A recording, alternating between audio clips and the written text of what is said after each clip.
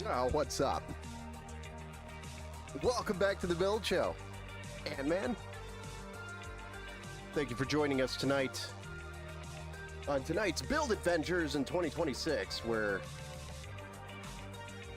we build PCs beyond what it's valued at, because that's what you have to do in 2026.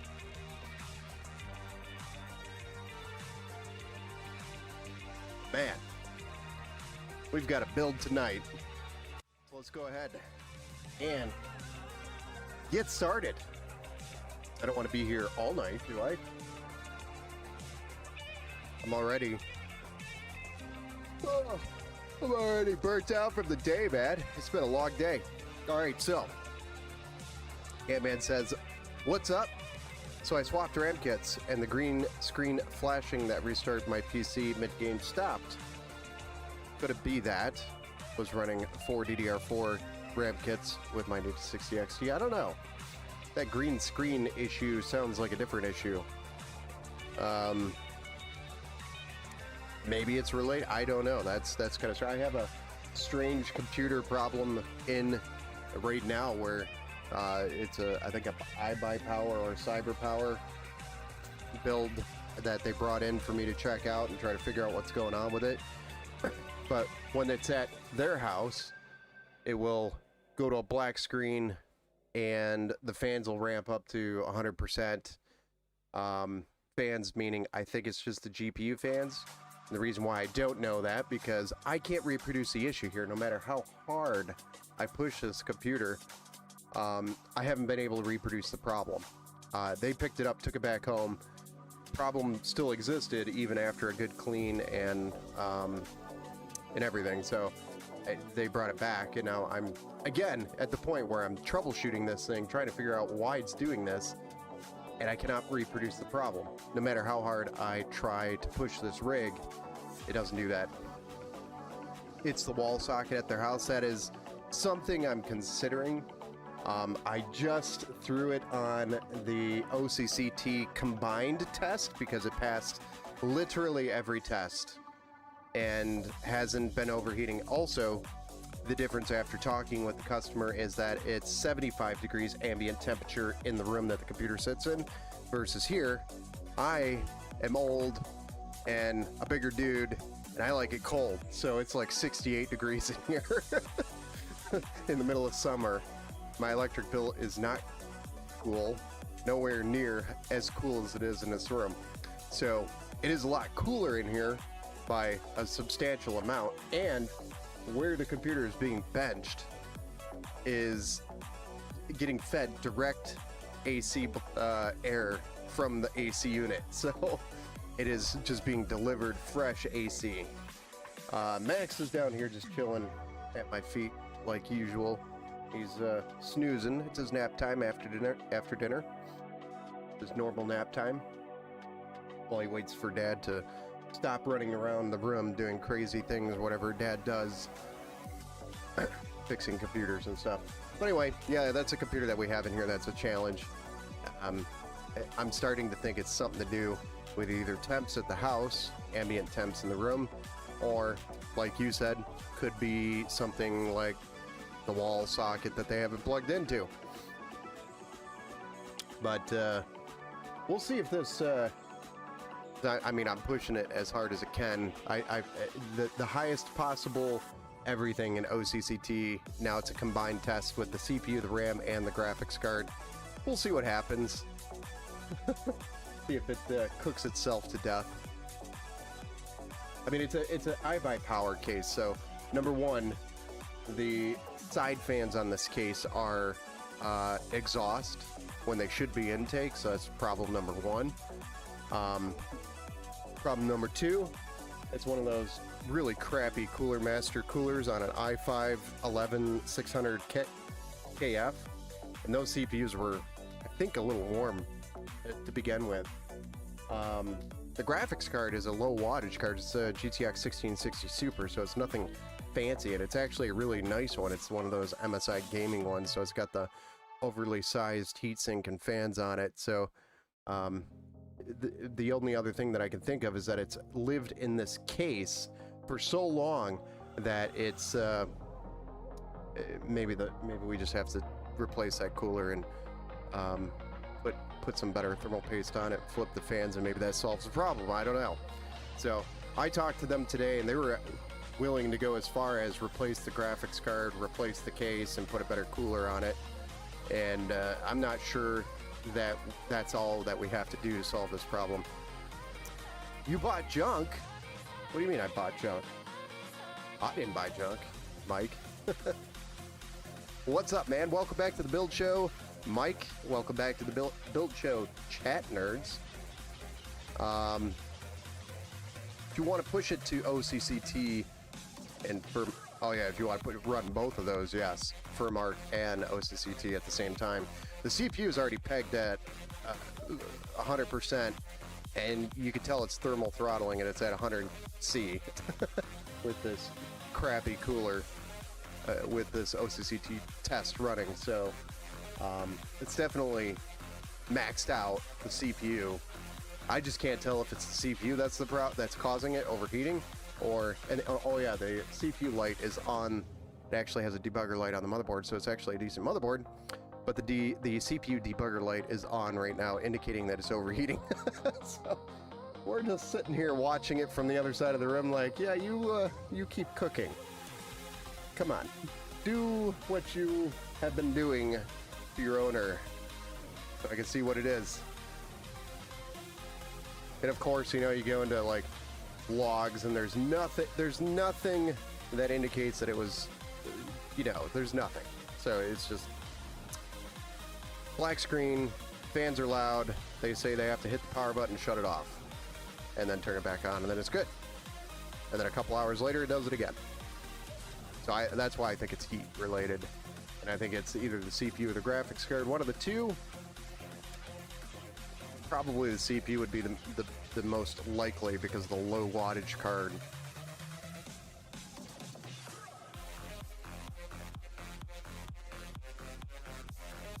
You still think it's the wall socket? Alright, we'll see what it does. I'm gonna let this thing cook for the hour that it's supposed to run on OCCT and see what it does. Is it a certain game? They said it's happened on all of their games. So, not a particular game. And he doesn't really play anything crazy. He plays WoW, and he plays, I think I saw Valorant on there. There's nothing like crazy on that computer, game-wise. Nothing super demanding. WoW can be a little demanding, but in certain scenarios.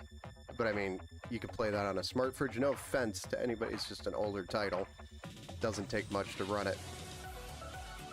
It could also be the power supply, you are correct. Could be the wall, power from the wall, it could be the power supply. It's just, this is the second time it came back. And I want to get it right, obviously. So they don't have to keep bringing it back.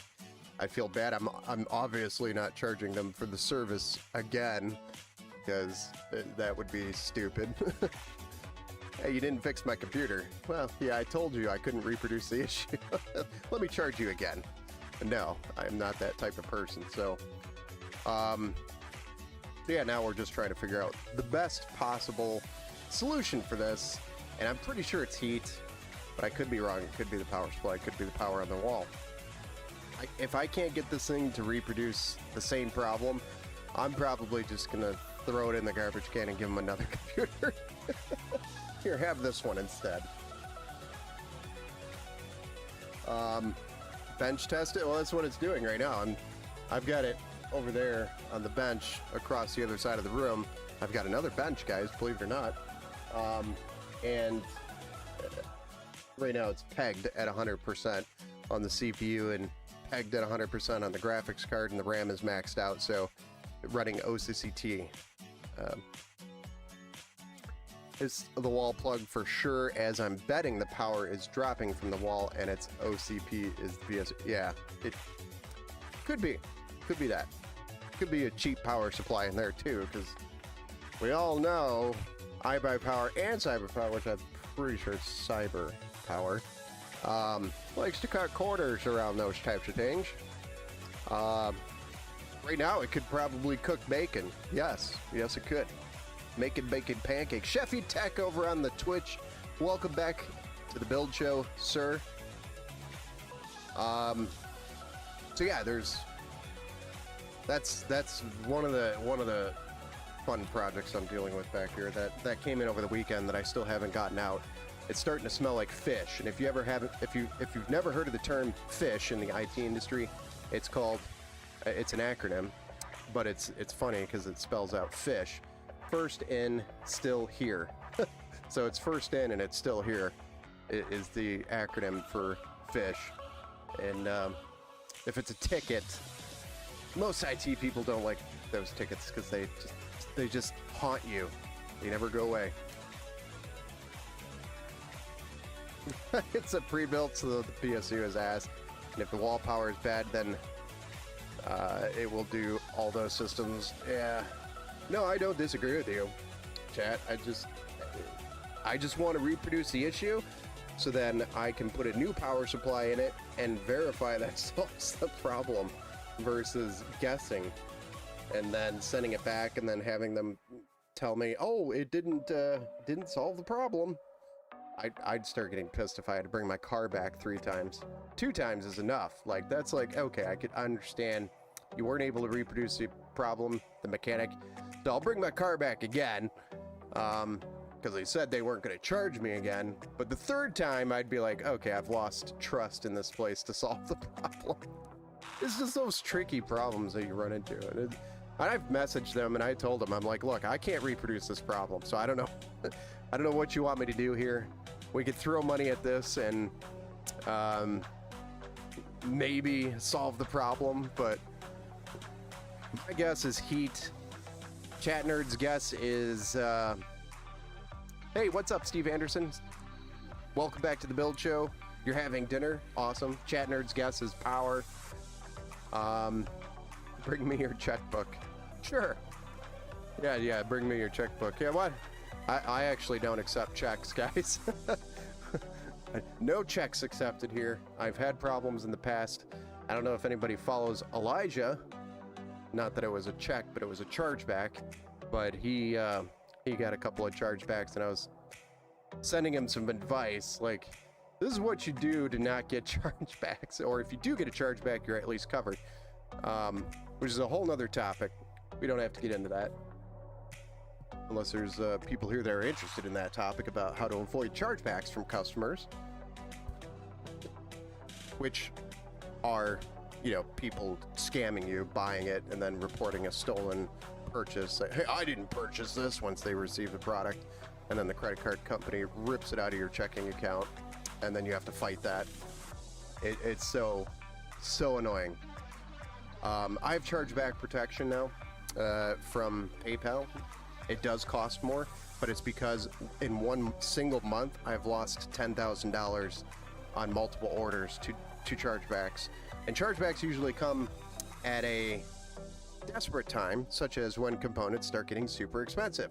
And that's when people start doing really scummy stuff, like order the PC and then claim it wasn't their purchase, but they received the product.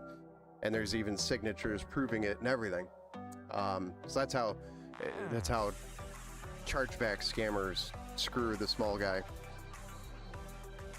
Been there and done that, yes. So you can also get business insurance, so you can write the chargeback and have less of a loss through your insurance. So that's another option if you wanted to cover that. But again, business insurance is like no joke, especially with the stuff you're touching. The parts, the components and stuff, that they are not cheap. If I remember correctly, some of our insurance that I've had in the past was, I have a lot cheaper insurance right now because cost is just insane and we're not producing a lot of builds. So right now I'm down, but I still have the chargeback protection. So any transaction that runs through PayPal, it is covered, even if they charge back. So PayPal basically pays the bill. Steve Anderson says, I bought cable extensions. White looks great on PC. I do agree with that. We do have a couple of cable extensions for this build. And let's get into that. Let's get into the build. That's why we're all here. The Uber driver nightmare. Oh yeah, that one was another great one. That was another 15 or whatever, how much it was, $1,200 out the window. Yeah, you guys have been there. Been there for a couple of them where I've gotten screwed.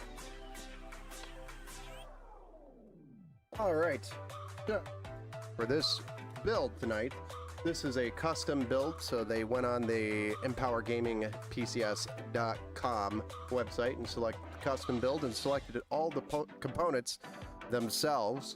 The custom builder will indicate which components are compatible and which ones aren't with each other, so it'll limit you to only compatible parts. We spent a lot of time on that custom builder. If you haven't checked it out, pretty cool. I do have to adjust some of the pricing on this stuff because it's gone up, but for the most part, it's pretty close on the website, and I have to adjust the price of every component. It's not an individual like percentage thing. It's every component that is on that builder has to be adjusted manually, individually. It is a nightmare. So having this on your website is a pain in the ass, is what I'm saying. So if you're getting into PC building and you're trying to sell on your website, having a custom PC builder is cool, but it is a very big pain in the butt to manage. All right, so starting off with this build tonight for our local customer who went on the website and did the custom build selection.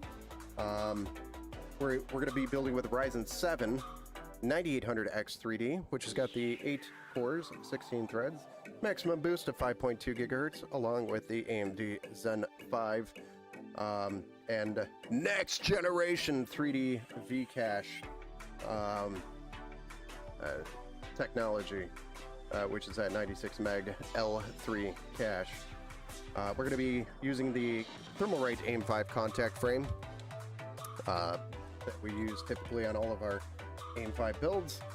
And then the Arctic MX4 is going to be the thermal paste that we're going to be using tonight for this build, along with the Thermalright Frozen Note 360 millimeter V2 from Thermalright. This is going to be on a Gigabyte B850 Aorus Elite Wi-Fi 7 Ice. The box did get smashed up a little bit in shipping, unfortunately, but it's okay. The board has survived, I believe. We're gonna find out tonight. I'm just kidding. And then we have 32 gigs of DDR5, which is 6000 CL30, and that's two 16 gigabyte sticks, and this is the Cleve Bolt 5, Bolt V 5 RAM for tonight. And then we have a 2 terabyte M.2 NVMe. This was supposed to be a Western Digital drive, a Western Digital SN850X, I believe. But because of availability, we had to do the Predator, Acer Predator GM7000, and this does have the same performance and the cache that the Western Digital drive has, so it's a very similar performing drive. It's just a different brand, Acer versus the Western Digital Black that he selected originally. So, sorry, it's not available. This is to get the build done at least and give you the same exact performance that you paid for. If you looked at the prices, the Western Digital Black is a little bit more, and I think it's just because of the name. But if you compare the two drives, performance-wise, they're basically on paper exactly the same drive. So that's also why I didn't go with the GM7, is because I think there's a cache difference between the two. Next, the NVIDIA GeForce RTX 5070 12GB GDDR7 192-bit PCIe 5.0, which was supposed to be a gigabyte card. Unfortunately, again, based on availability, all of the white gigabyte cards were either just going to take forever to get here, or just not available, or outrageously priced, so we ended up going with the Asus Prime, which is a white RTX 5070 OC edition. Practically the same card as what was originally picked out. On the website, in very small print, it does say it's based on availability, so. But I do try to generally match the motherboard with the graphics card brands, typically, for most builds. That is obviously a priority in most cases. The case we're going to be building in is the Height Y70 Touch. So it is a very fancy case. And with that, we did add some additional fans to the case. We have 3 of the SL Wireless LCD 120s by Leon Lee. These are reversed blade. Should be reverse blade. It doesn't say it on the box. But I'm pretty sure I was smart and I picked out reverse blades.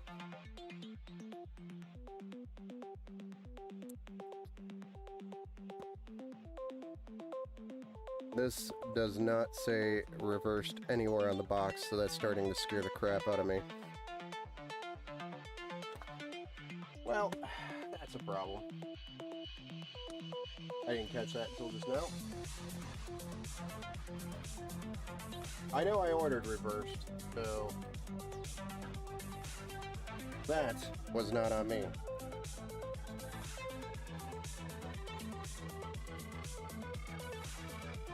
The reason why it would be a problem is because the LCD would be facing the wrong direction. Obviously, we don't want to do that. Let's check the fan itself real quick. That means we'll have to probably hold off installing these and get another kit ordered. Yeah, these are not reversed at all. That sucks. What a bunch of idiots.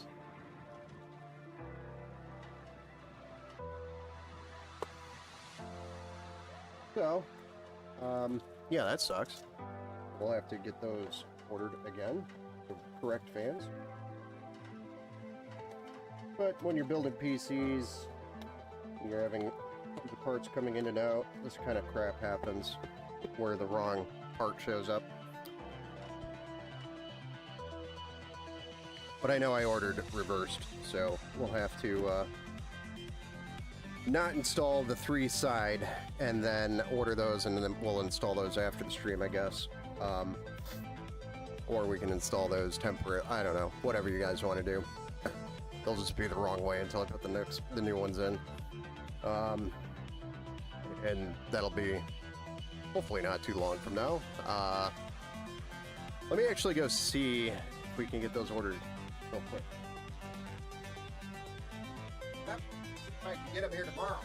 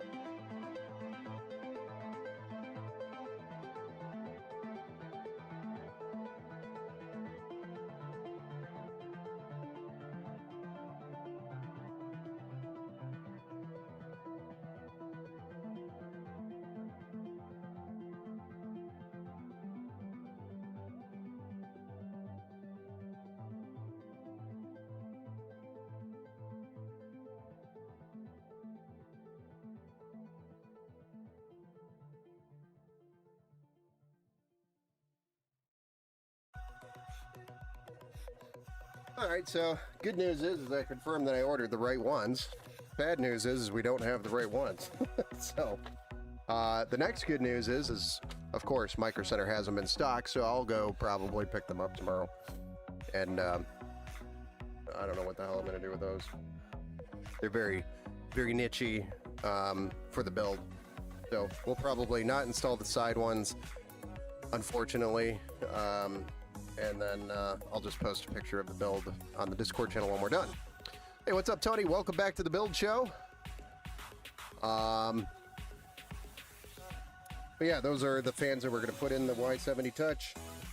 Or plan to. And then we also have some strimmer cables that we're going to be running, as well as some white EPS cables that I added for an additional touch to the build. Aesthetics was not selected, but because it's a white build and the power supply has black cables, I didn't obviously want that being an eyesore in the custom build, so ordered a couple of those EPS cables from Easy DIY Fab. All right, so that is the build tonight. Unfortunately, the fans are the fans, and that is what it is. But we'll get that sorted out tomorrow.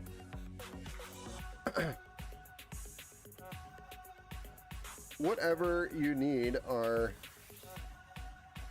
I'm just reading from the chat. Chat Nerd said, whatever your needs are, but with that CPU, I suggest at least 14-phase VRM. I don't understand where that must be a different question. Oh, Tony said, what do you think is the most amount of memory or money you should spend on a motherboard?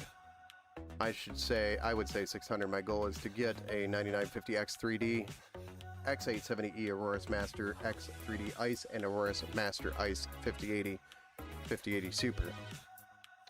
Did they even have the 5080 Super? Did that come out? Am I that, like, under the rug? I don't think the 5080 Super came out, did it? They talked about it, but I don't think that ever released. But yeah, no, the motherboard, you'd probably be fine on a higher end B850,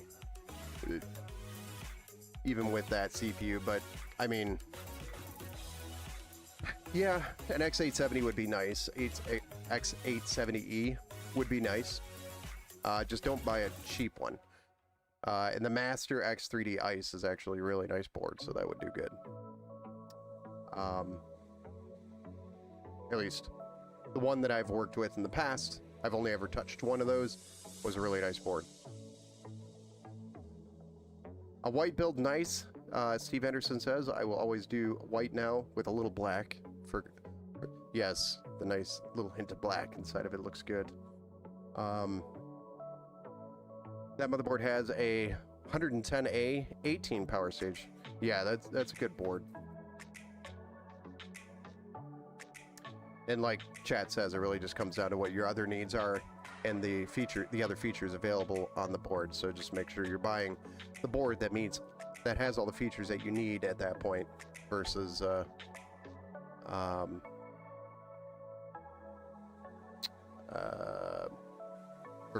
just overspending just to have a more expensive board. Steve Anderson, my cable extensions are my upgrade on that computer for the year. I mean, with everything else being so expensive, I do not blame you. So, all right, let's go ahead and get started on this build. Tonight we're going to be starting with the CPU, the RAM, the SSD, the contact frame. Once again, the Frozen Note uses the stock brackets on the motherboard, so we do not need to get any mounting hardware out of here to mount this. So the rest of this I'm going to throw over here to the side. That fan situation is very disappointing. That sucks. I'll go ahead and throw that over there, so it yells at me when I walk out the door in the morning tomorrow, and I remember to go get it. Get the replacement kit.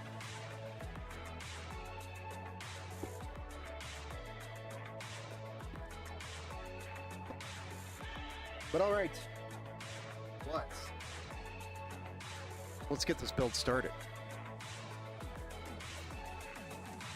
Thought I checked this, but apparently I'm an idiot.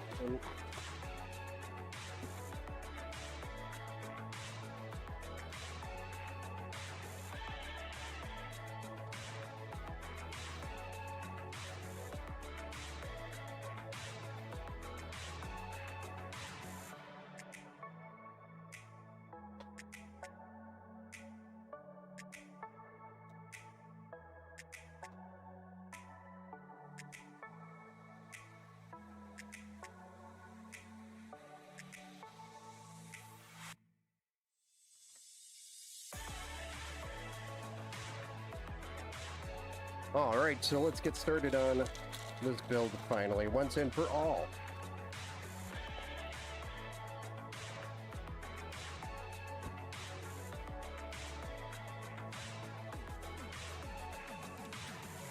Super white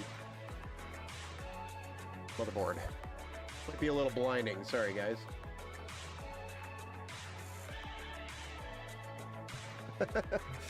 We're so used to all the darkness.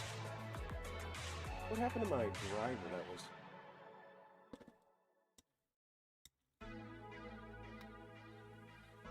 hiding from me? Alright, so we're going to get started and install our 9800X3D.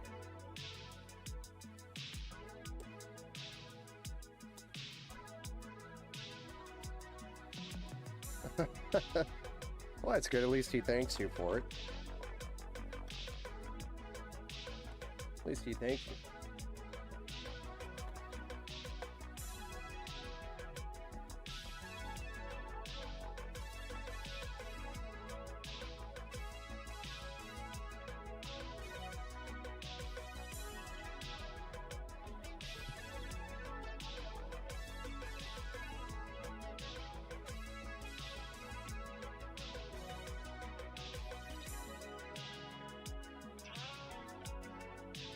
Now that we have that seated, and go ahead and install our Thermalright AIM-5 contact frame.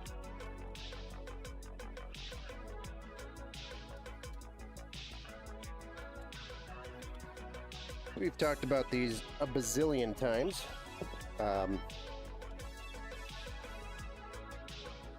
Just become a standard over here at this point.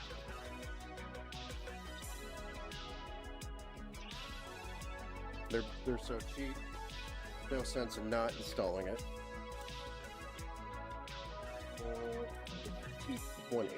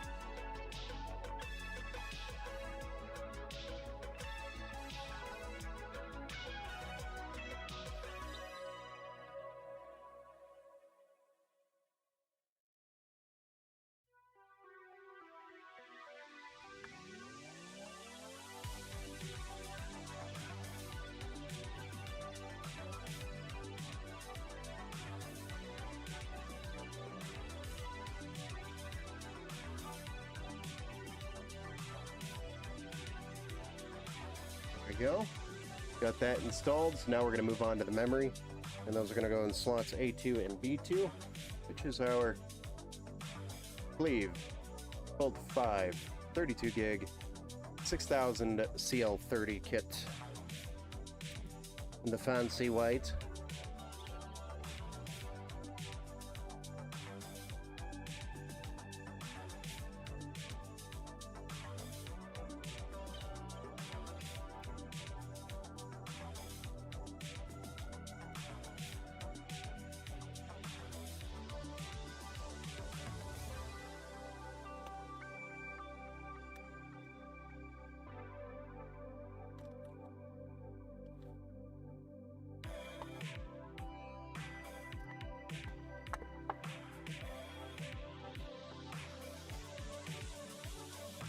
This extravagant kit. About a almost $500 kit now.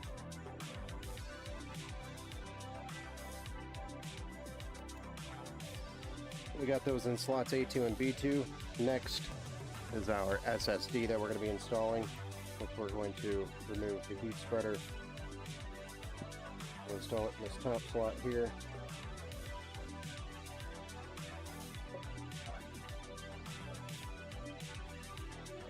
Come on. Come on. Come on. I don't want to remove the thermal pad, I just want to remove the plastic from the thermal pad. Is that too much to ask?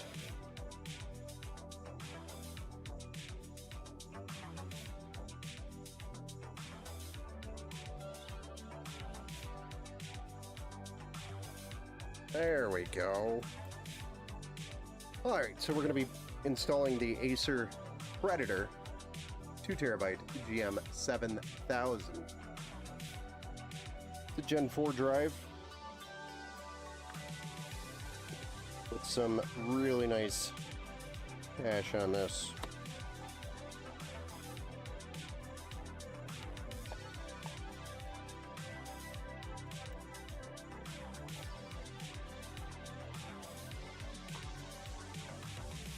It's a kind of a thick SSD. I didn't realize this had the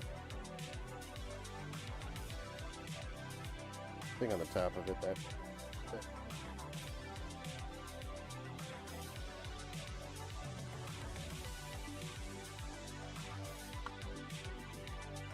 might actually have to remove that.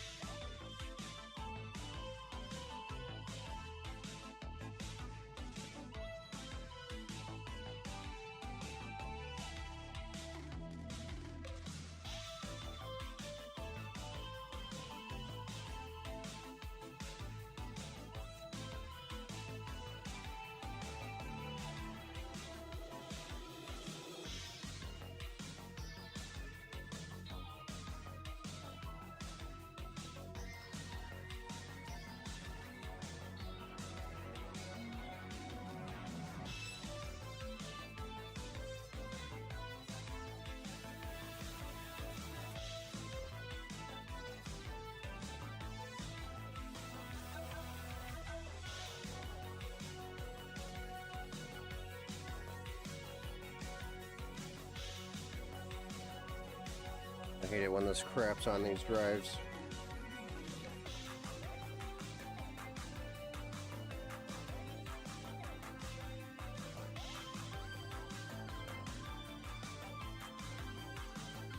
I almost need to heat this up to get it off.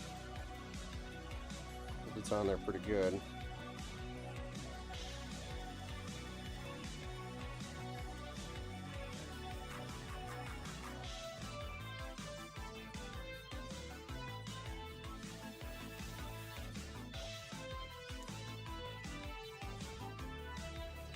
It's just a really thick foam pad that's on there, which is retarded. Like, what is a foam pad gonna do other than insulate it?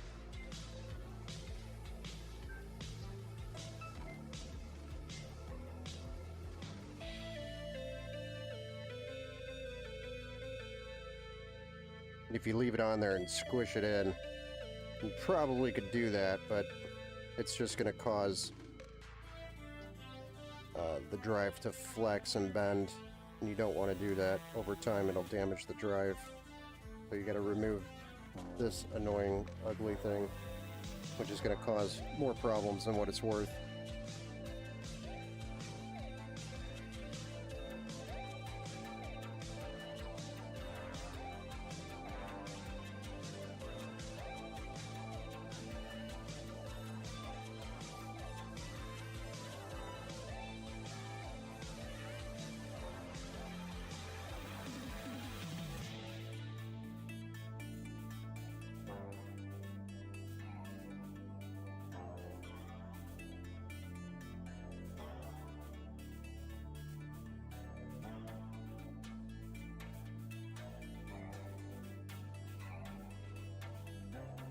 Nope. Got it on there.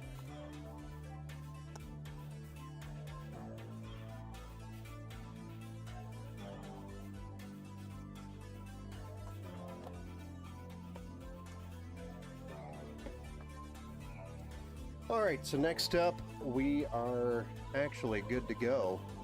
Get the case out at this point already. A little fun adventure with the SSD, but yeah, we can get the case out and start there.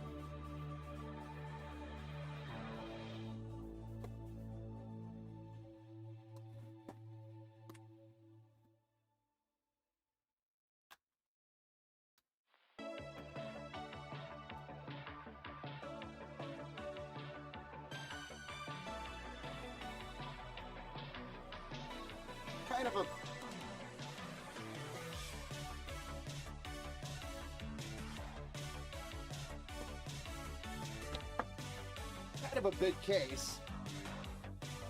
Ugh. That's nice.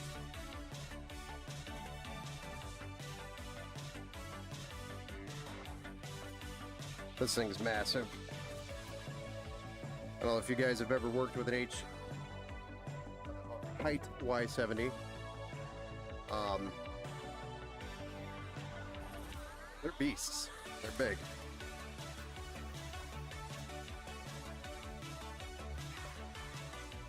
They are no joke at all. This is the Y70 Touch, so it's the fancier model with the touchscreen, all that.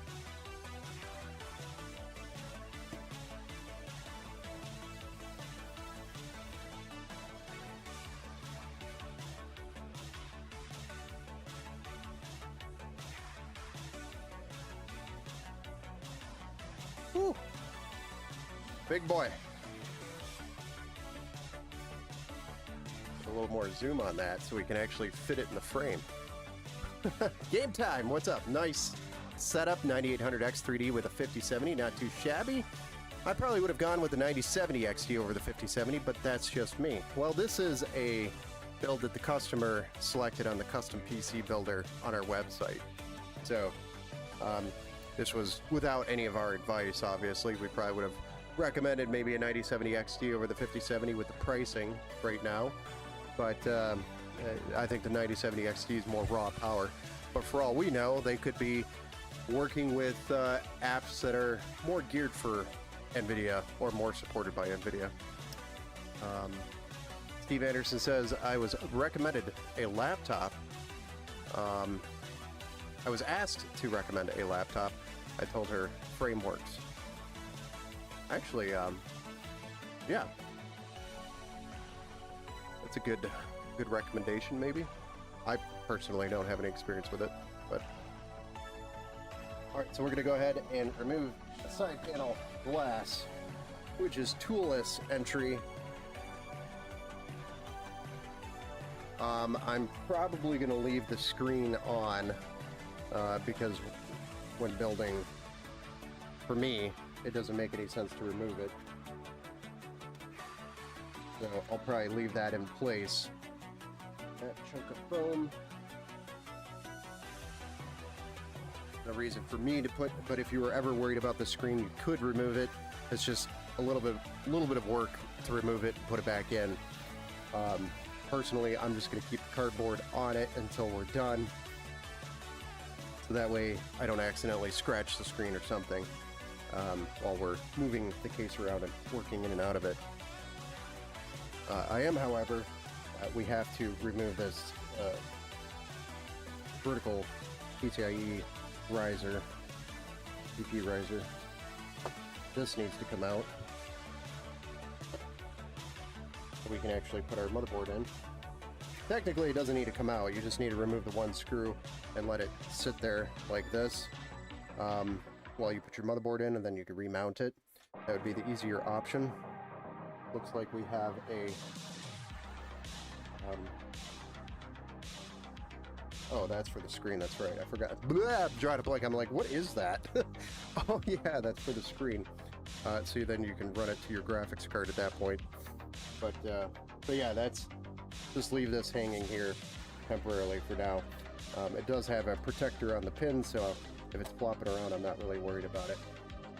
But let's finish taking apart the rest of this case so we can get the hardware in it. The top, just reach to the back, lift up, and it's just these push clips that hold it in. And then the back of the case, I believe it just pulls away from the case just like that, toolless again, and super nice mesh on this Height Y70 case. The whole back panel is basically mesh. Most of it is. And then the front panel glass, I believe that's actually screwed in. And again, we don't really need to remove that, so I'm not too worried. I think it's just the two screws here, that would allow the glass to come out, if I remember correctly.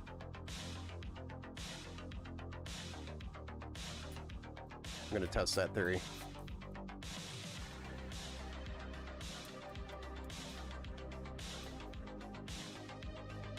Pretty sure that's all it is.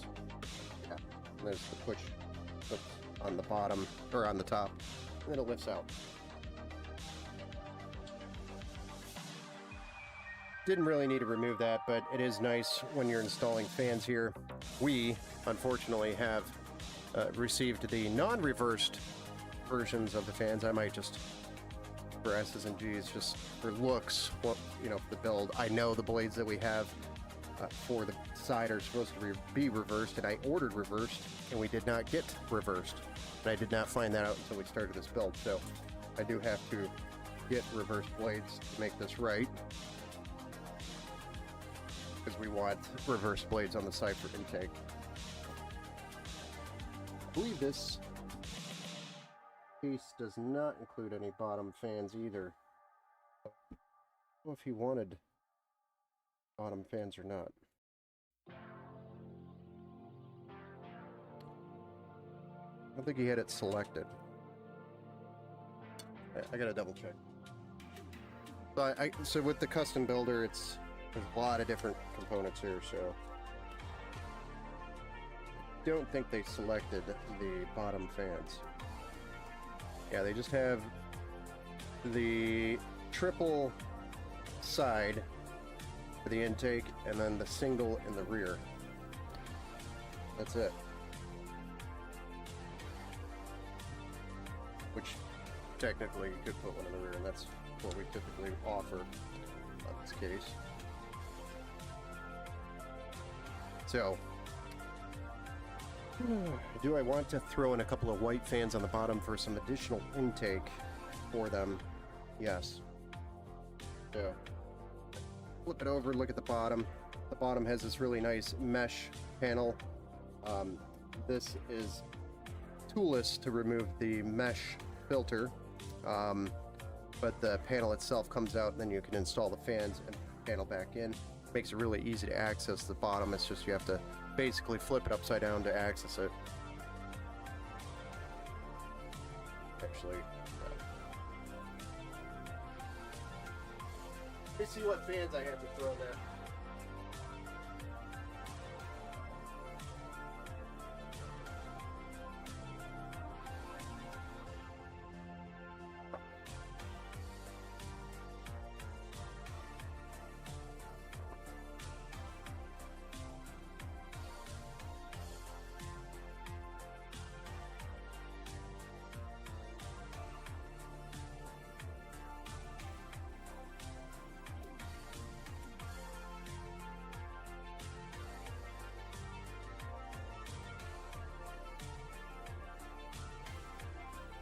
120s or just one?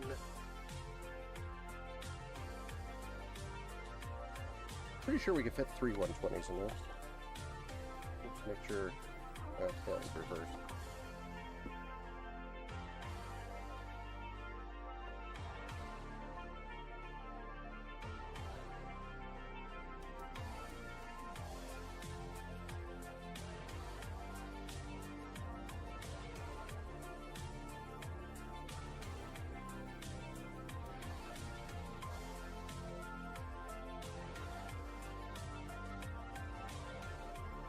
These are cool. These actually came off of a cooler that we replaced the fan from. I just got to make sure I have an RGB extender for this, extension for this. We can run it. Pretty sure I do have floating around here somewhere.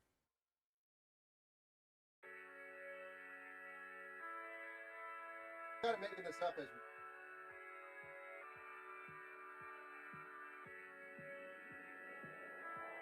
a box of crap.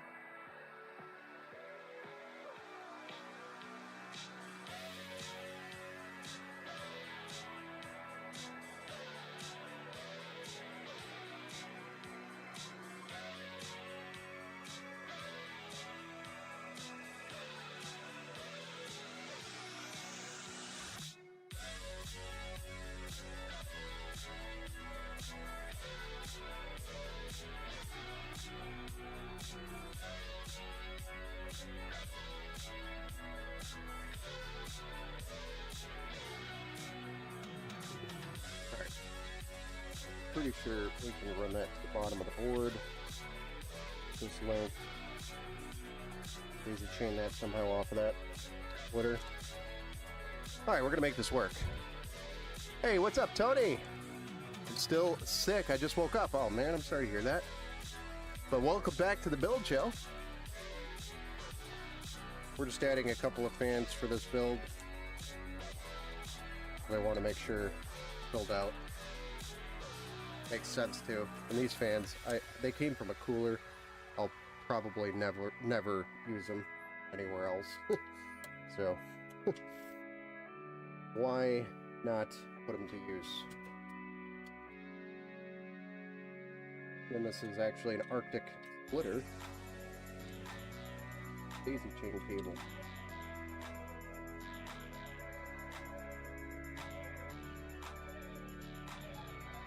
Of course, we want to make sure we install them the correct way.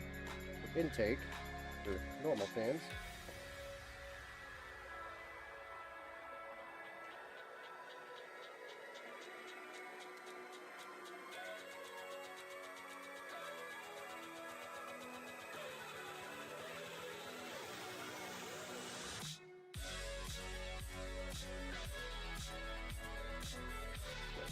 Take that connector, so it doesn't run down on us.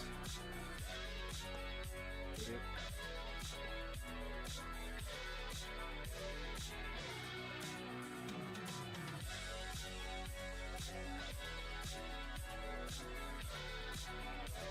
So with these ARGB connectors, these like to come undone sometimes, especially if they're different brands. This one is, and so it's not really that tight. So I just want to make sure it doesn't come undone while we're building. This helps keep it connected. All right.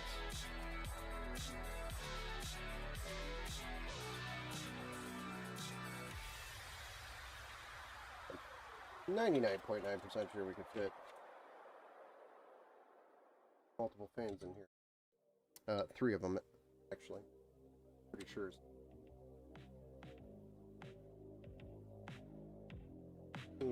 That.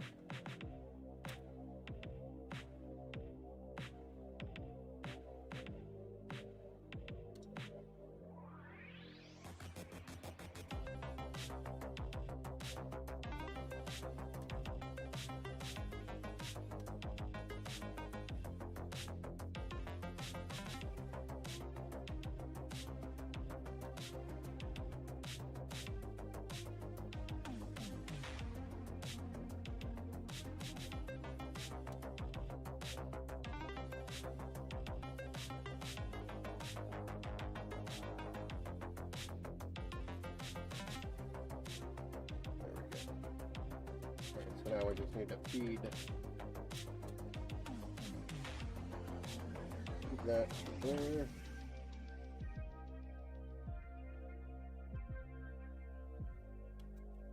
Definitely not.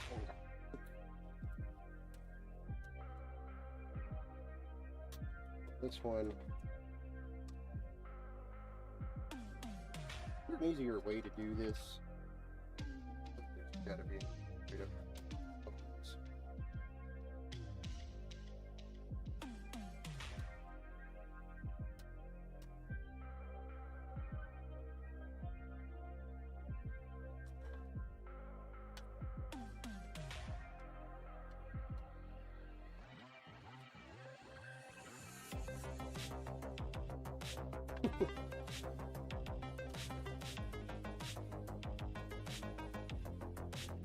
The daisy chaining that's really screwing with me here.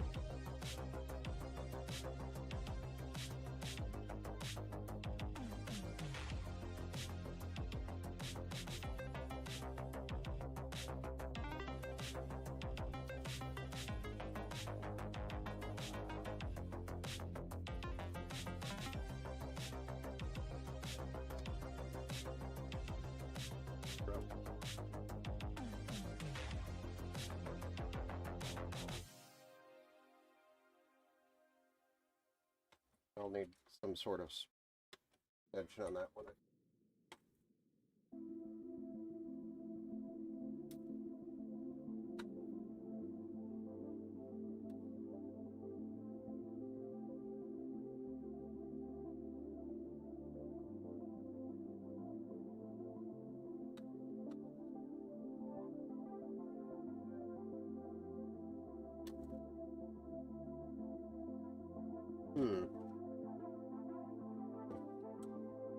Maybe I should have put this one in last. Or maybe it's two 140s on the bottom. Anyone confirm that? Because I'm struggling. I thought you could fit three 120s on the bottom of this thing.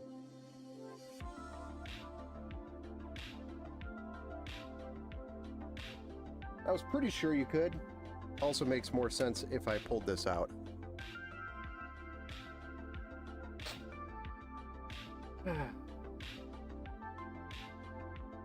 You know, I'm an idiot. I even talked about it earlier. And my brain, for some reason, thought I already removed this. Watch this, guys.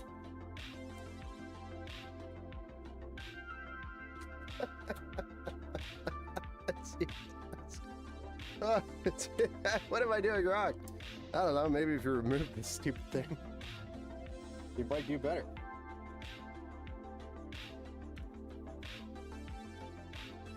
I did say earlier it's been a long day and I wasn't lying. It's probably like trusting this guy to build my PC. Yeah, that's me. Probably wondering how I got in this situation.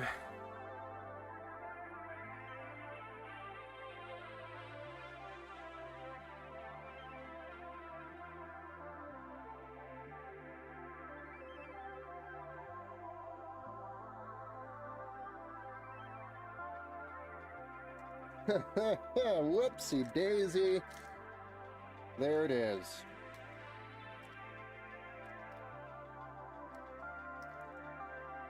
And that's it, folks. We're done for the night. Have a great... No, I'm just kidding. Almost. Okay, so if we put this one here, if we put this one here, all right, we'll fit them all. I was pretty sure you could put three 120s on the bottom of this thing. The downside to these Arctics is these blades do like to drop. I didn't think of that till just now. Run a little low, lower than their actual frame, so might be putting some spacers in, especially with this metal going across.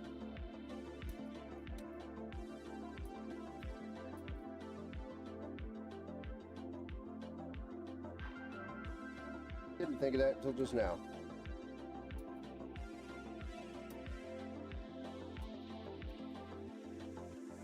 We are beyond the point of return at this point. I will install some spacers if I have to. Hey, what's up, Gary?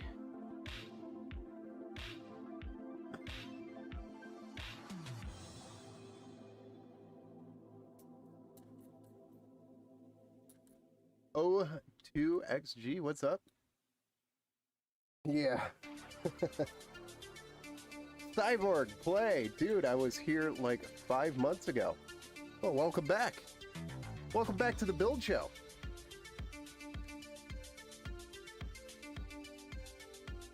This is where we build overly priced computers now. Because everything's overly priced. That's the joke.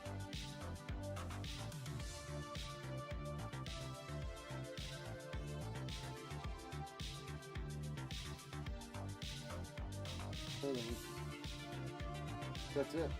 Can't even get the screw over there unless this comes out. Maybe they're, I don't know. Here's enough.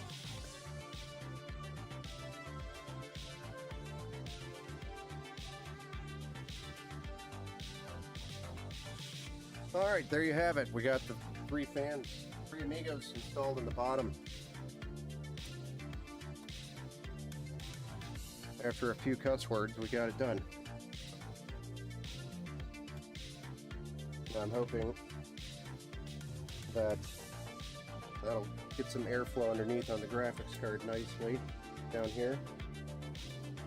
So the fans are right here, and it'll blow directly on the graphics card, which I like a lot better. Where's that RGB header? All the way over there. We are going to need some sort of an extension there. Sucks. I should have put that over there. Crap. Happening.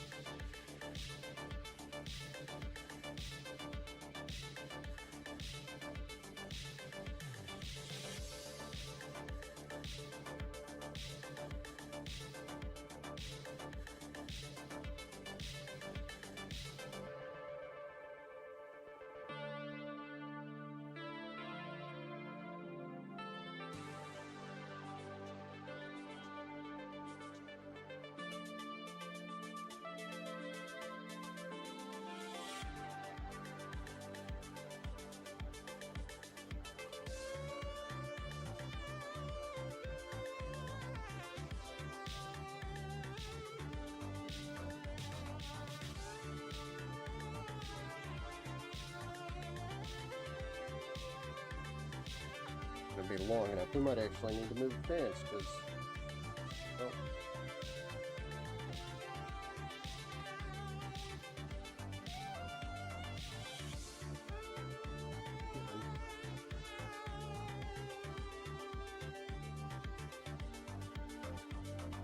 Good stuff. Might work. Might work. Alright, well, we'll deal with that. But I know there's a lot of extra wire there, but it's an extension of some sort that'll work.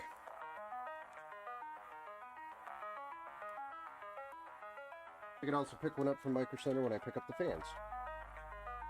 Or the option is trade the chain location so it's on the other side.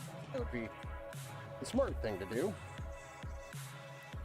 Who here does the right smart thing anymore? Alright. Let's get this motherboard installed.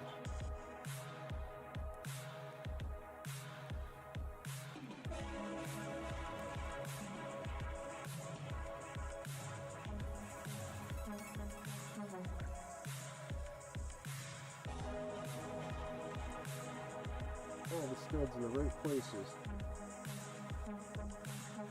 All of our studs are in the right places, right?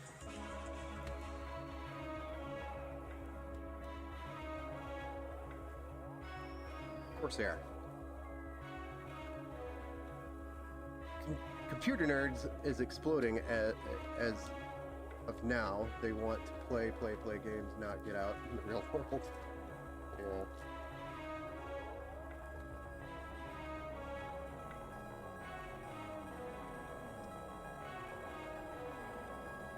We spend too much on stupid stuff.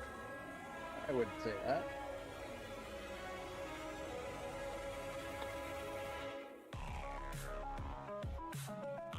I would not call this stuff stupid stuff. This is all stuff we enjoy doing.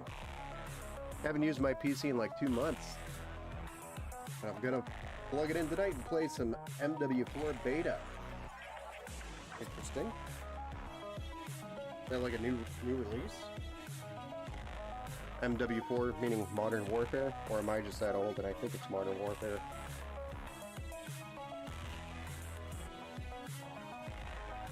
Like, the original Call of Duty 4 Modern Warfare is what I'm thinking in my head.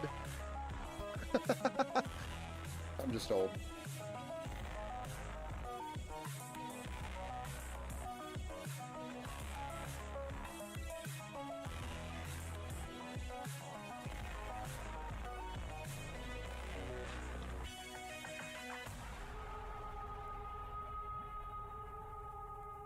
Not PC stuff, I was saying US spending. Us spending. Okay. US spending. Oh, yes. Gotcha. In general. No, Modern Warfare 4 Remake, well, different game. Okay. Yes, USA spending just hit $40 trillion today. That's insane.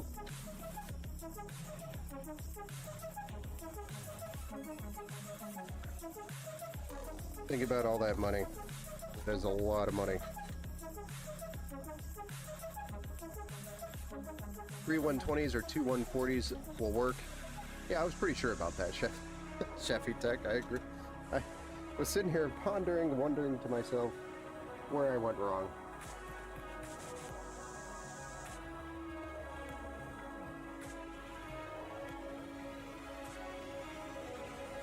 Alright, so before we mount this bad boy, we want to make sure we get all these front panel connectors installed down here at the bottom. If we don't, it gets to be more and more of a pain to get in there.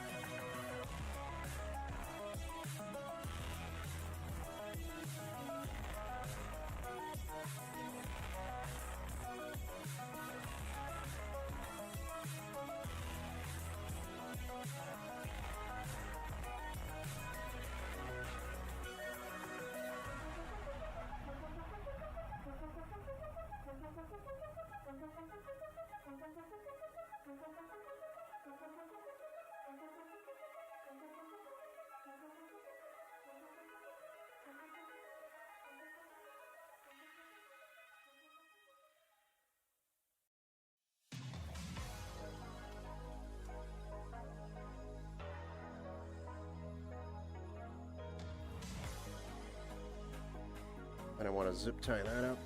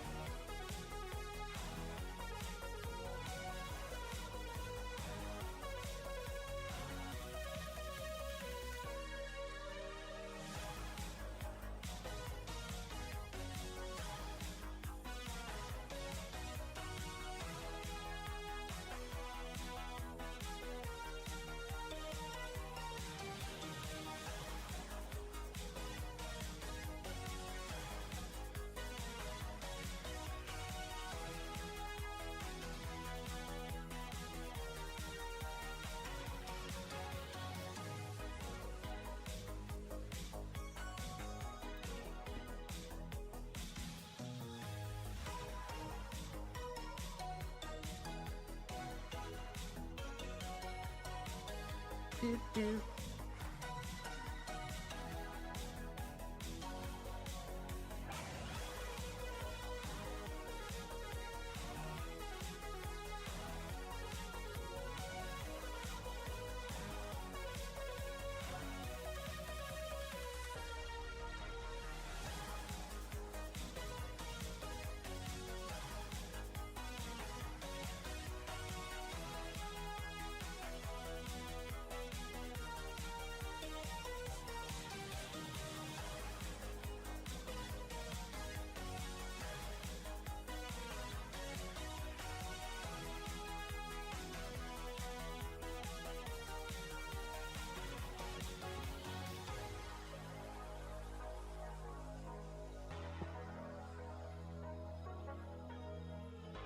Go. That's pretty much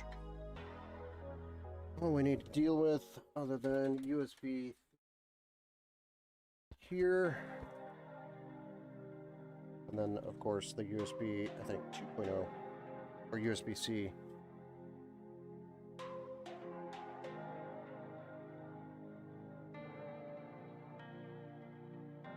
Here. And then we do have a USB 2.0 connector, 2, or 1, and then the front panel connector itself.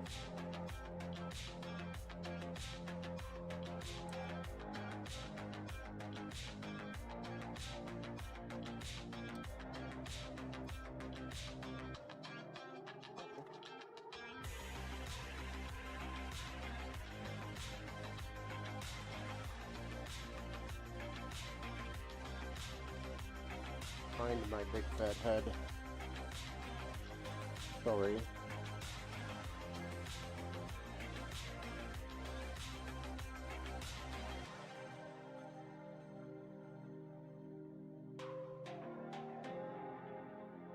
Alright, so that's all the front panel connectors. Alright, just getting them officially plugged in all the way here.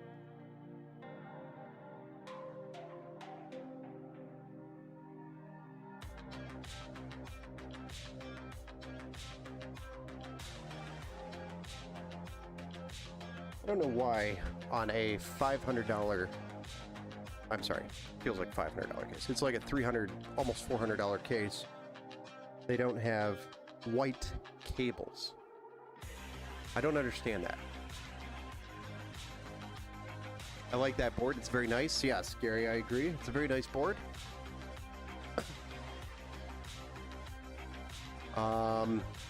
But I'm not here to discuss politics.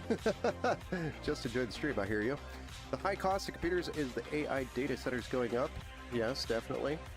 Imagine how cheap RAM would get if the data centers failed. That is true. Texas said no to data centers when the governor found out it would take 5 times the power the state is using right now. That's an awful lot. Awful lot of power.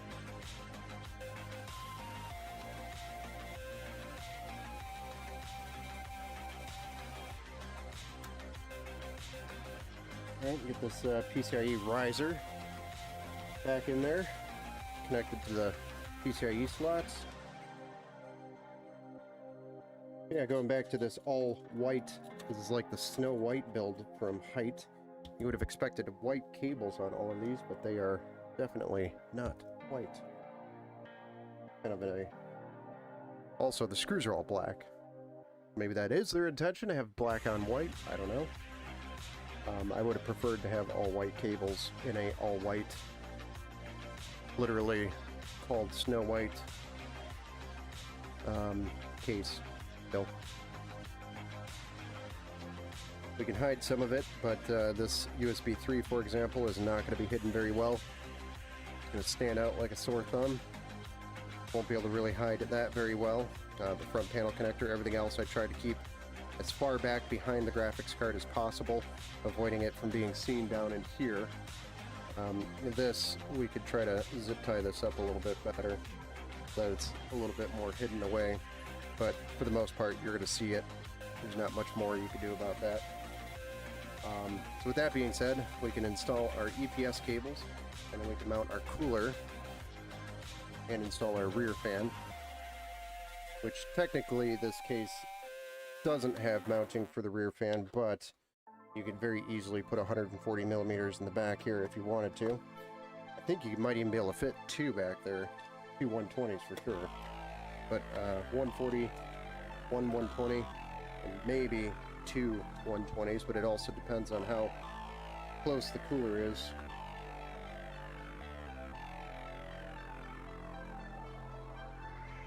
I forgot these are the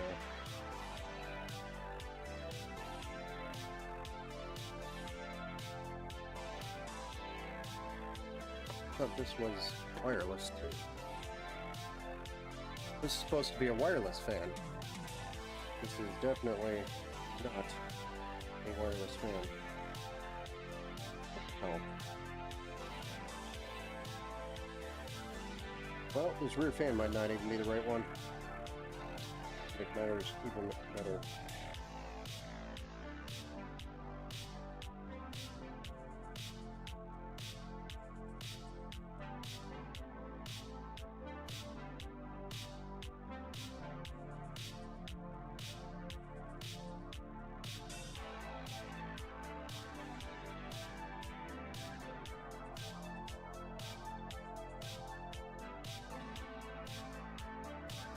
Slightly obnoxious. Slightly obnoxious.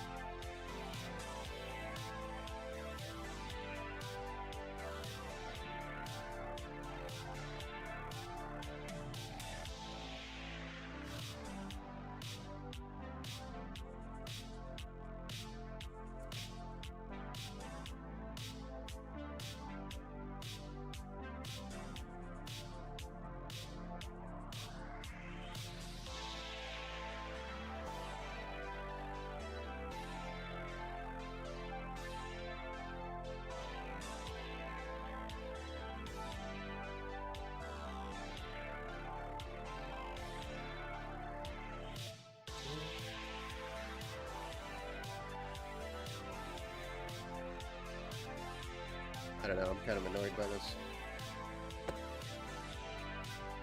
That was supposed to be a wireless fan. Those were supposed to be reverse blades, so they definitely just grabbed off the shelf what they thought was right and didn't read the SKUs when they shipped.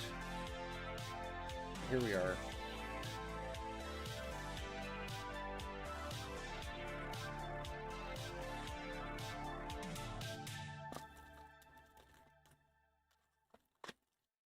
We'll have to use that in the back of that.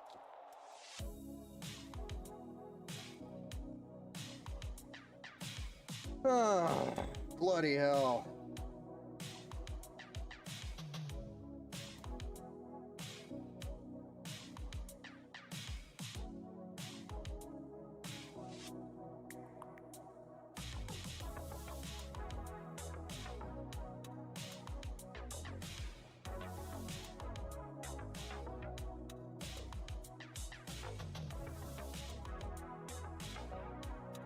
And there's goo gunk from the stickers still residuing on the fan. Like, what the heck? Quality is down, but they're more expensive than before.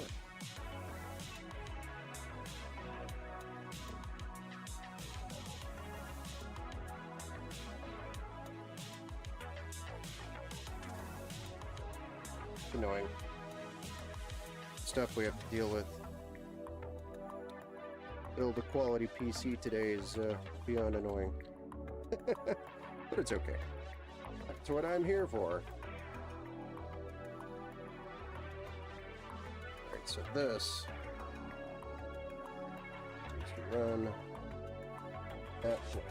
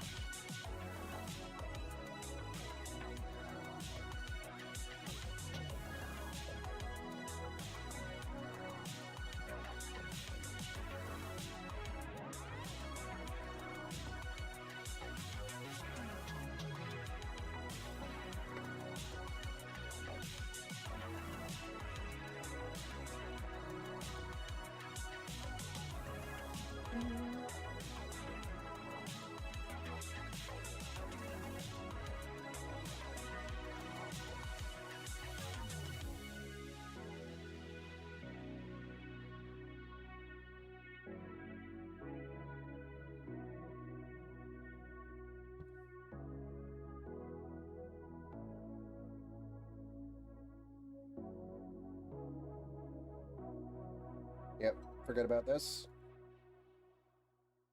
It's a nice touch by Lian Li to cover the holes. So if you put it on a, well, put it anywhere, but one side doesn't have the ugly holes there anymore. It's a nice little touch. Still get a complaint about the fact that I didn't get the right fan.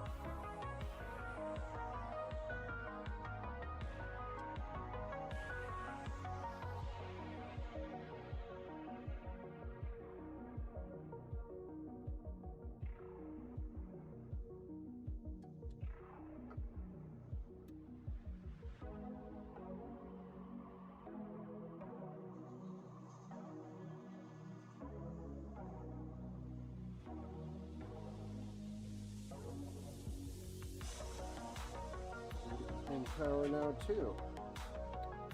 Interesting, we keep getting ourselves in this situation.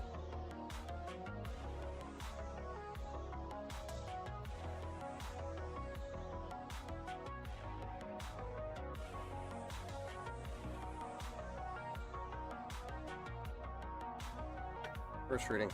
Okay, so with that, all I wanted to do was put my UPS cables in and put aside a rear fan in. We are breaking this down. We're having a lot of fun tonight putting this thing together. A lot of interesting scenarios.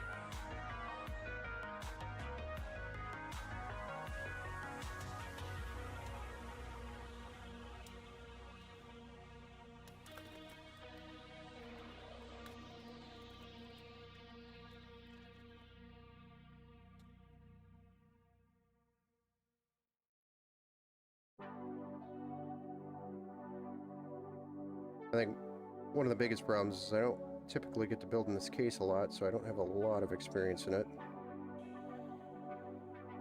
It's because the build opportunity doesn't exist.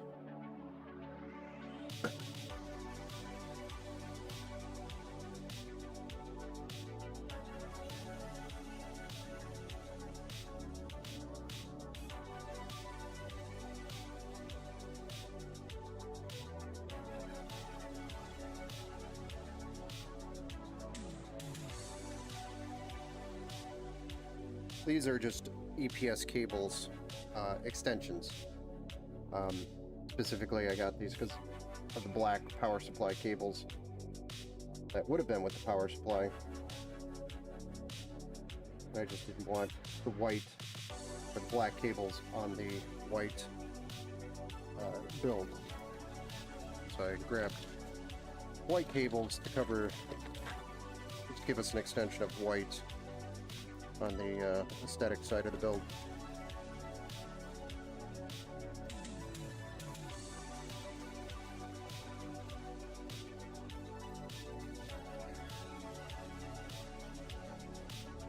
Adding a couple of the cable combs to it.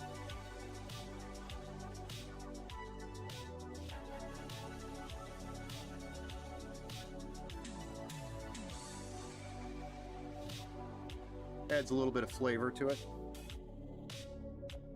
Blends with the white aesthetics nicely.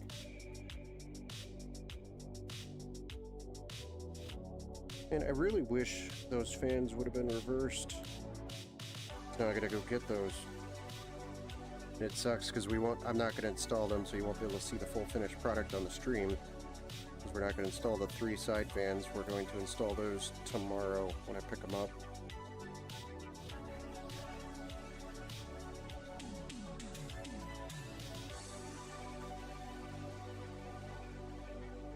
This sucks. Looks like they sent the wrong ones.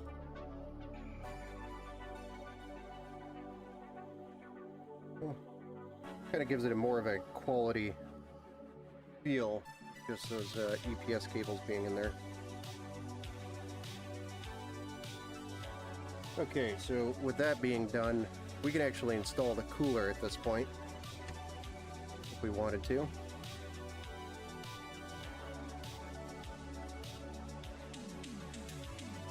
Which I am going to do. I'm going to go ahead and get that installed and mounted.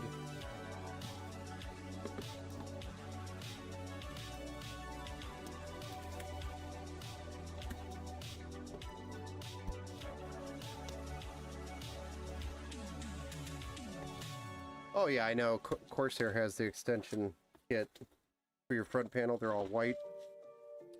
And that's for this, but I mean, now we're starting, what are they, probably, knowing that it's Corsair, it's probably like a $30 or $40 product, right? For something that costs them $5 to make. Just if you're buying like a $400 case, such as this, I feel like they should have been white in a white case. They have the Panda edition as well, which is a black and white design. That I can understand, maybe black cables in the white case, but a white on white design, it doesn't make sense to me. Just doesn't make sense. Get 20 pounds, yeah, see, a little expensive there. Coming from the yours truly, Corsair. Yeah, Corsair, it's a brand tax. Anything you build with Corsair, it's got a tax on it.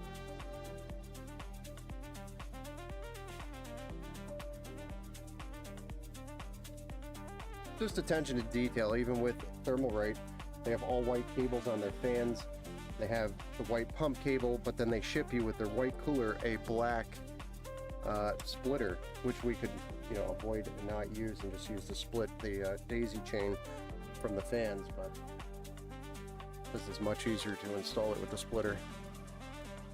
Just little details like that from companies that drives me nuts. Why would you do that, but then do that? It doesn't make any sense.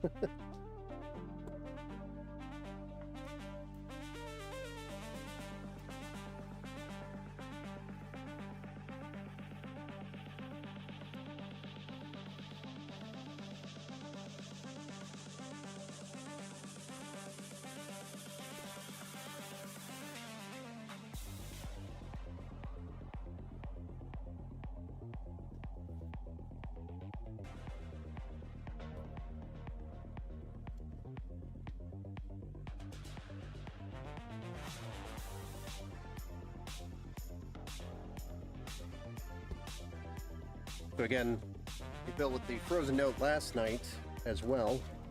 It's a very popular cooler because of, well, it's a really good price. Can't really beat it for its performance. It's an inline pump. So our pump cable is right here, all the way on the line. Which means we have to route that to the back. Get that plugged into the pump header, which on this board I think is actually at the bottom, so we're going to be plugging that into CPU opt at the top probably instead, and then run that as our pump header.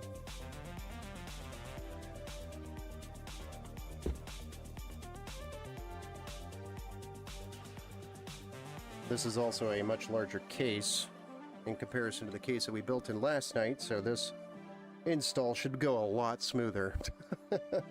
Shouldn't be fighting with the cables as much.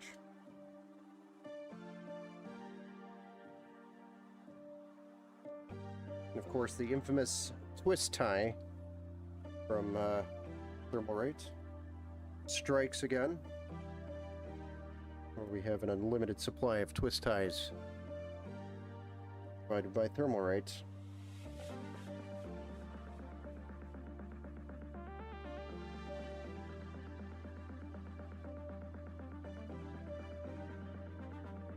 And then in this one, I am going to add one zip tie here. Right around.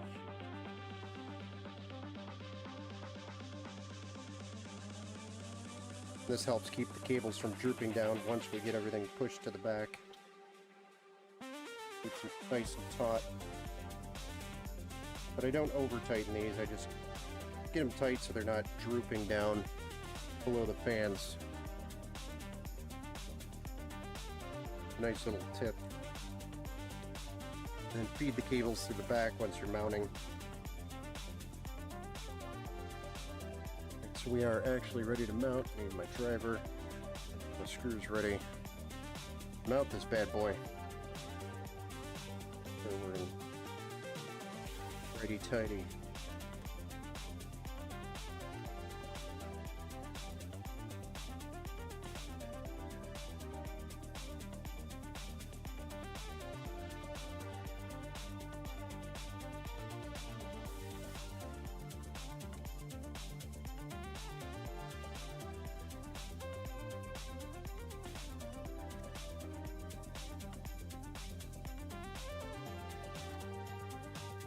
And this whole top panel, I think, comes out. Removed that, but it'd be more work for me to remove it and then re-add it. Hey, what's up, some giant idiot? Welcome back to the build show, sir. Gary says, I never got my Leon Lee rear LCD fan to work. No matter what port I plugged it into, the hub, the screen would not work. It's probably defective. I just send that back. Those aren't cheap. Those are like, what, 60 bucks, 50 bucks? Oh, is the build command not working for us over on Twitch? I saw it work earlier. Chefy Tech requested the build command earlier and it went through. Oh, there it is. Interesting. I guess the Empower AI was a little busy drawing somebody's fuzzy kitty cat picture or something.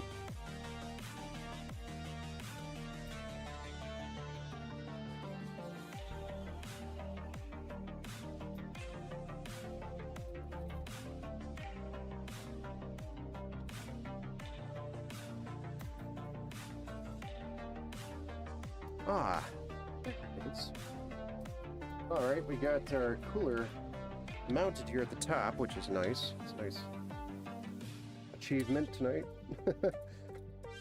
Seeing as how the build's going tonight, that in itself is an achievement.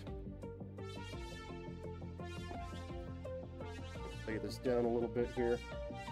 I want to again this up a bit.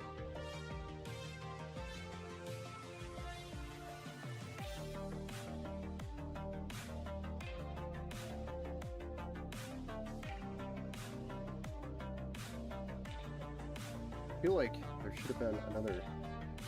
There's super small holes there. I really don't like how the cables droop down this way to get into the back.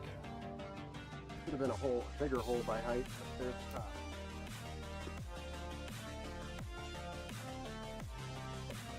That's what it is, I guess.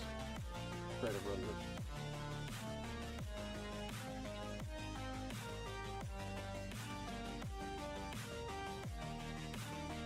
Maybe I have to reroute those cables.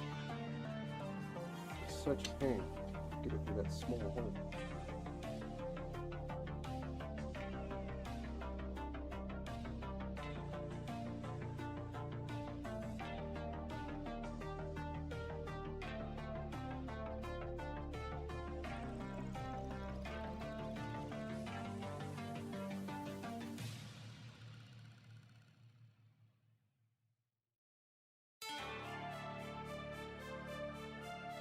Yeah, I think we're going to try to reroute these cables because I don't like this at all. Don't like it. I don't like those cables drooping there. What's up? You are... Sup? Supa? You Supa? Welcome to the build show. How much was the 5070? You don't want to know. You don't want to know. Use your imagination and then multiply that by 2. And that's how much the 5070 was for this build. It's really sad how expensive they are right now, honestly. I hate it.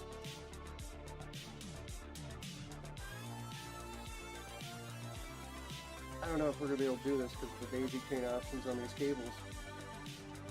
The 8, I don't think it's going to fit through that hole. Barely. I have to do one cable at a time to get it through this hole.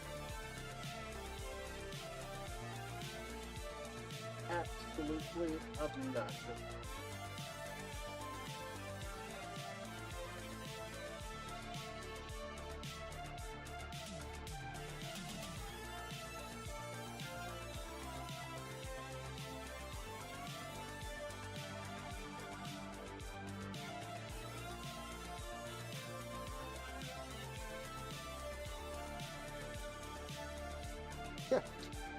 Well, those aren't gonna fit.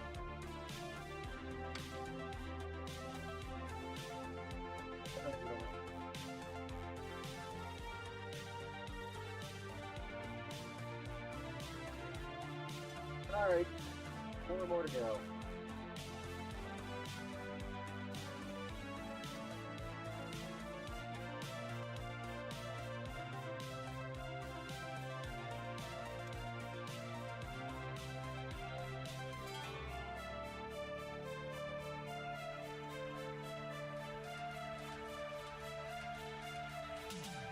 This is probably one of the dumbest things I've done in a while.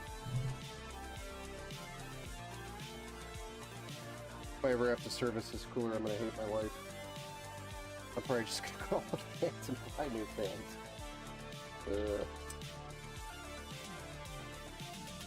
What he said, question, I found a DDR5 6232 gig kit for about 150, but it's CL40, should I buy it? CL40,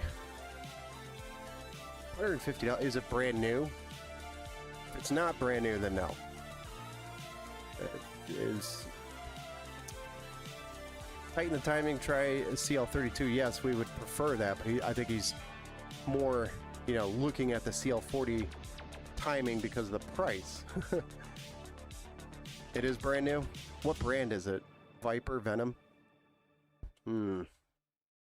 I would double check your motherboard QVL list to verify that the model number of that RAM is on the QVL list, which is supported memory for your motherboard and your CPU combination.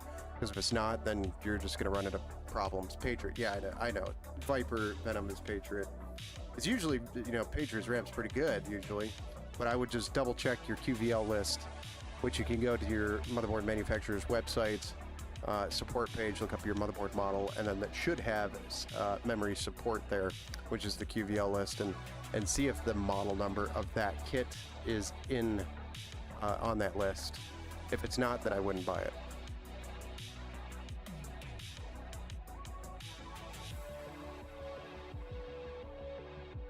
That would be my opinion, for what it's worth. Call Me Rive is raiding with a party of 7. I forgot the raid has music, so I apologize. Thank you for joining us. Chris Dragon, AMD all the way, NVIDIA just hyping. Thank you. Yes, sir. Hey, what's up? Welcome to the build show, Jack the Fast. Right now I'm doing some very stupid things with this build. I didn't like how the cables droop down from this AIO, so I'm shoving it through this really tiny hole. to join me as I shove things that shouldn't fit in this hole. Hey, what's up? Call me Riv. Drive. Thank you for coming in and rating us. I love how the music's still playing. Forgot how terribly long the I keep meaning to fix it because we don't get very many raiders or raids. I keep meaning to fix the music. It's just obnoxiously long. $150 is a great price. $150 is a great price for, you know, DDR5 CL for 6200 CL40, 32 gigs DDR5. But I think it's hold on, this music's driving me nuts now. I'm just gonna pause the actual music, right? And then the whole raid music can continue to play.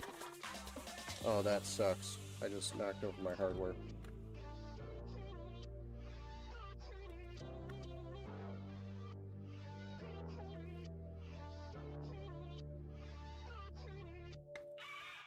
We're having that kind of a night.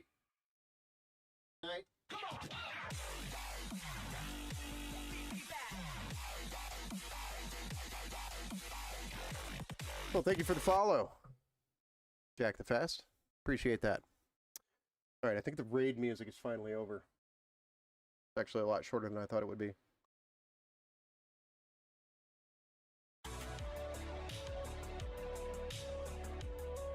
I always forget that's super long. All right, so we just moved all the cables from running down here and through this slot to somewhere up here in this really tiny hole, and it looks so much cleaner. So I'm kind of glad that I went through the effort and did that because it just looks a lot better. So next we just have to mount the block from this AIO to the CPU, of course route our RGB cable for the block. And we're going to be using Arctic MX4 for the paste tonight. We've got our 45 gram tube of Arctic MX4 that we're going to slap on there.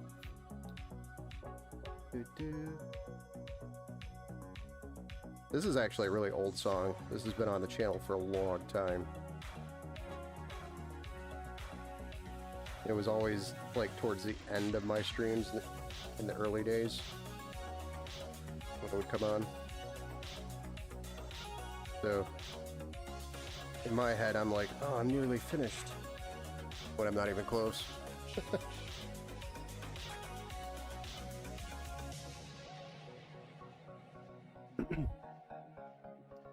So it's going pretty good over here. Call me Arrive. How about you guys?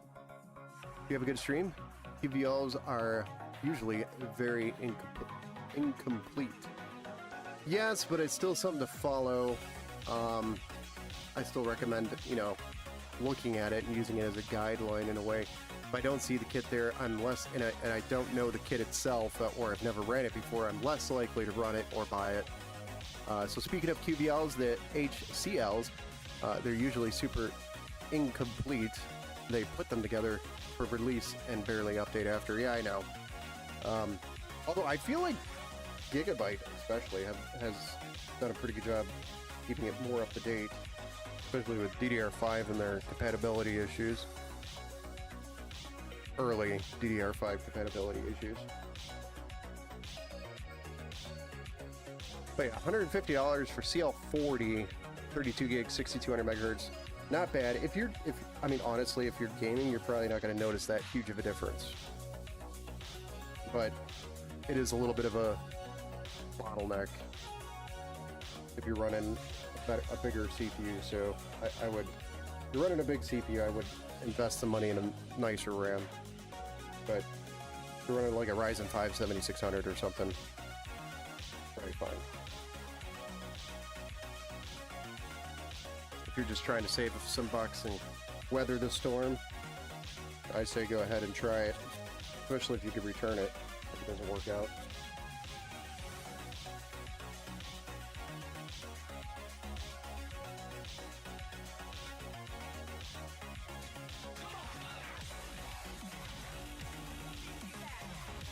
Hey, Stefan. What's up, man? Thank you for the follow over here on the Twitch side of things. So just so you guys are aware, a lot of newcomers. Over on the Twitch side, we do stream to YouTube, Twitch, Kick, Facebook. So we have multiple chats going. I'm not just talking to myself, I promise. And I used to display the chat on the screen so everybody could see the entire conversation, but I had complaints in the past about it blocking the view of the build, so I took it off screen. The 9800X 3D, I go B650, or should I just go B850? The B650, and we kind of actually talked about this last night, but the B650 and the B850 are almost close to the same price, so it makes more sense just to go to the B850.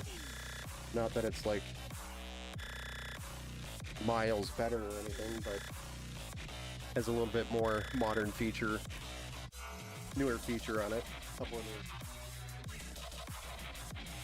So, I mean, at that point, you know, you're investing a few extra dollars to have a slightly newer chipset is ultimately what you're doing. So, I would advise you just to go to with the B850.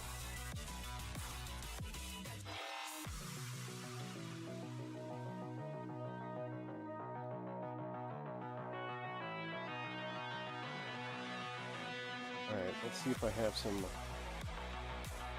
white zip ties. White tie? Is that a white tie?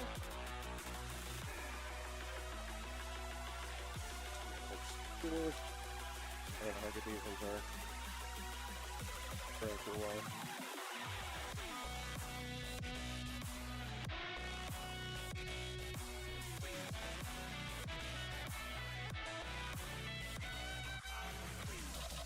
Actually, we should wait on that until we get the RGB connection in place here.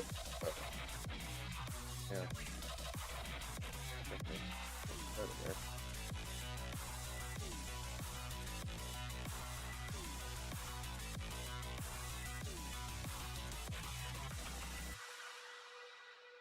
Alright, so let's get this all daisy chained up, and then the RGB connection at the front of the board. Then we'll zip tie that up. I mean, really all we got left is the streamers, the power supply, and the graphics card, so not much left to do on this build. And then of course the cable magic, cable management magic, which in this case is really easy to build, cable manage. Really nice case.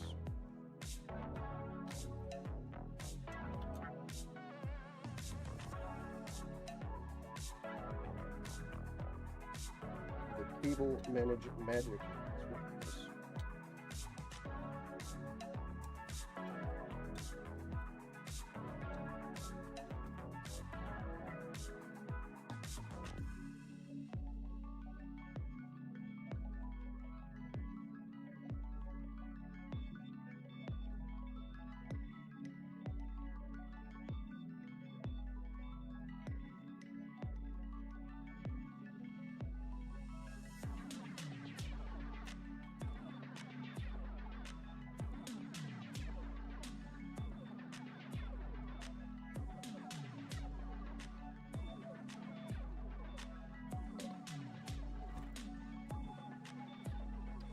Grass is scary. Welcome back to the Build Show. You do have to Windows ? Do you have to have Windows? Yo, do you have to? For some reason, my brain. I'm obviously really tired, guys. Yo, do you have to have Windows? I never touched a PC in my life. Sorry for the stupid question, and sorry, it's a repeat question. I just had to go before I got an answer. So the answer is no. You technically don't have to have Windows. You can, you mean, I think you're asking, do you have to buy Windows? No, you can run it without a product key. You just have the little splash logo at the bottom by the clock that says this product's not activate, etc., etc. You can also run Linux, which is a different operating system. You can, and there's other operating systems outside of Linux and Windows as well that you could choose from. But if you wanted something that's more mainstream, that's going to support a lot of things that you'll find a lot more support on. Microsoft Windows is going to be the way to go. And you don't have to purchase it, you can download it, but you do need another PC to prep your USB install drive, setup drive or boot drive. So you do need another PC to set that up if you're not purchasing the installation media or the actual product key. But that's all doable, and you can do it for free, minus the cost of the USB thumb drive. Hope I like that.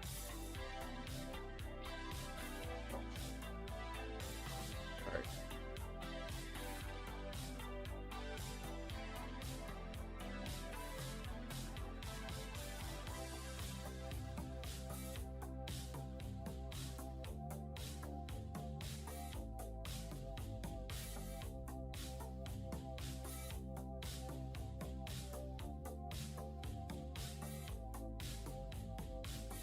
So I ended up leaving it separated anyway.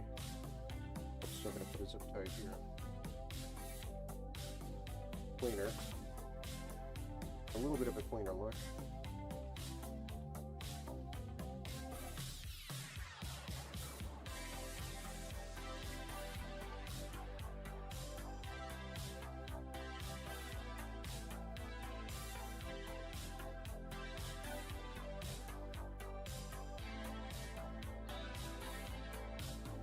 It looks nice and clean.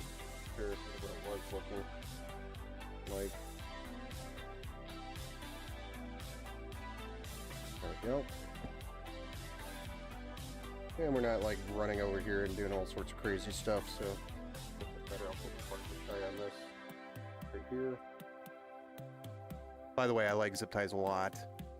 Call me Rive. I built my fair share of PCs on stream. Even a whole rack. Makeshift server's nice. But today I've built my first Lion battery pack. I've actually never done that for a cordless drill. I've never done that, man. That's pretty crazy.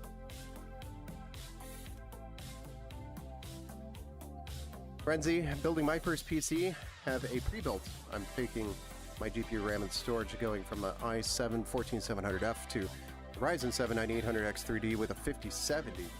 That's a nice upgrade.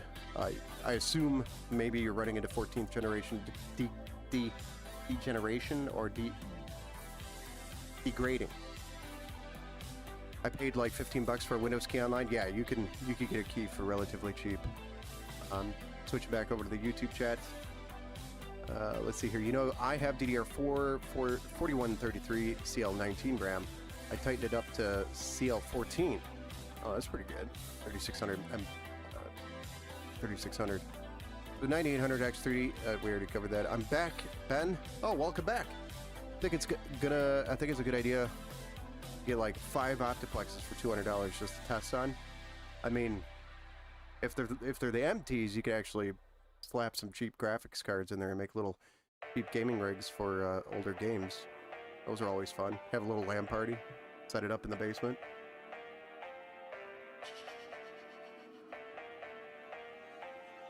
That would be fun. These days, everybody's so glued to computers. Doesn't stop. Can't make a living online, I know. Purchase a car and a house, you need a job, also not good to stare at a computer for hours. What do you mean? I do that 24/7, basically. Now kids' generation depends on parents to buy them houses and cars. I beg to differ. I didn't do it. I'm also older. I'm probably like the mom and dad. I am the mom and dad generation now. Last time you built a computer with Apple software? When? I don't think I've ever. I refuse. Linux or Windows, and it's actually been a long time since I've dabbled with Linux, so probably a few years now. Haven't really gone back to it. I know it's gotten better, and everybody keeps saying I should try it. Fresh account, let's go. Okay. Hello, Benito. Nice ass build. Yeah, I'm sorry I didn't see your chat over there on Kick.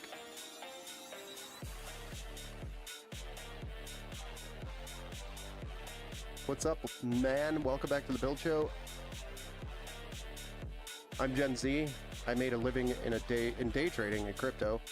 It's not all of us. It's just you need to work for it. Yeah, I know. It's not for all of us. I also dabbled a little bit in crypto trading and tried day trading a little bit too, and it's just too much attention you have to spend to make it work. You have to pay. You have to be really attentive, and I'm not. I'm too busy doing this stuff.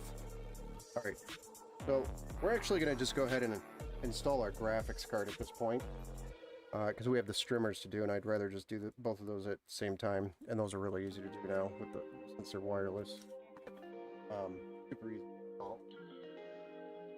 But we're going to install our RTX 5070 in white. It's Asus Prime. I did want to try to get a Gigabyte card for matching the Gigabyte motherboard that's in there, which is the B850 Aorus Elite Wi-Fi 7 ICE, I believe, if I remember correctly. Exclamation point build in the chat to get the full specs if you need that.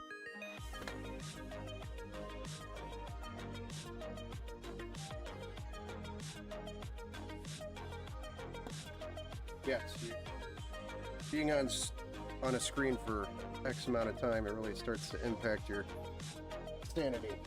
I mean, your eyesight. What was I talking about?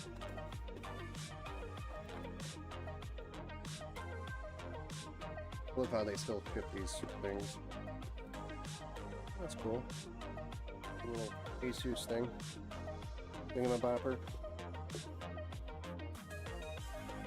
Thingamabopper. You know what those thingamaboppers are. What happened to the Acer Predator card? Tony, what do you mean? What happened to the Acer Predator card? Well, the only Apple computer you can build is called Hackintosh. And I don't think it's possible anymore. Oh, you can still find some old stuff and maybe still put it together. Definitely not going to be current generation or modern enough to support any of the modern software, but it's in the description. The SSD is installed. We put the SSD in.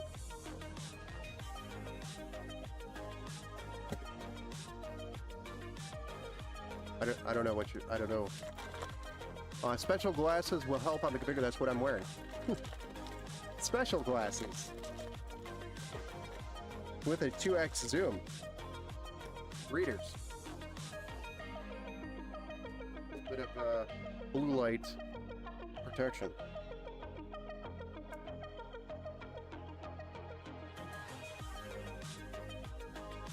Alright, this 5070 is a nice card. Nearly a $1,000 card now. Although this one I think was more like 800 or somewhere in that price range.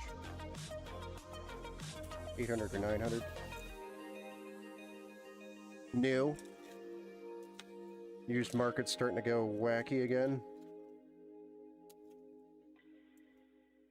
I think the cheapest 5070 you can find on the used market is around $650 US right now, which is insane. And the membrane kind of like release prices all of a sudden again.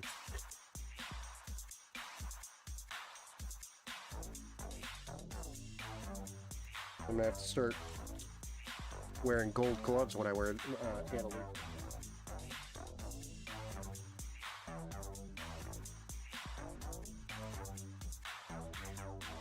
Always peel your peels,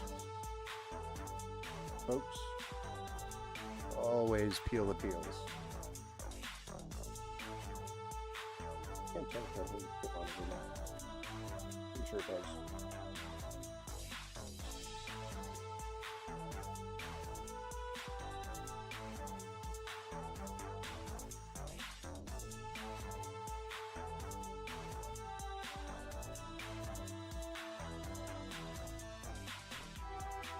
Oh.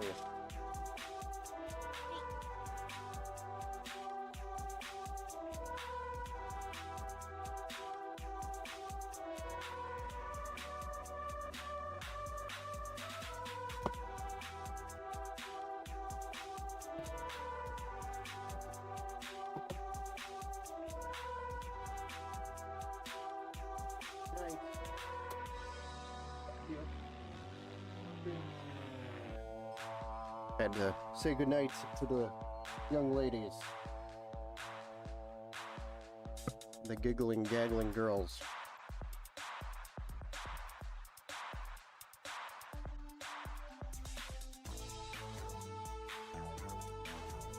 Okay, so now that we've removed the 1 bazillion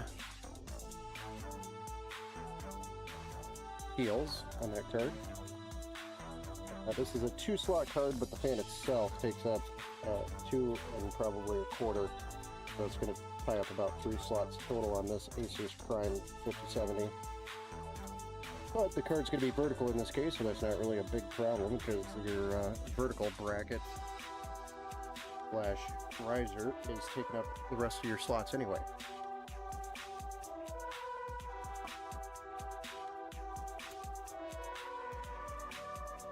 So, not that big of a deal.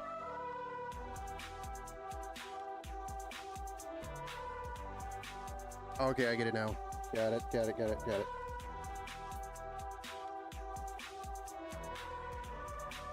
You just saw a 5070 Ti. Well, that's a 5070 Ti.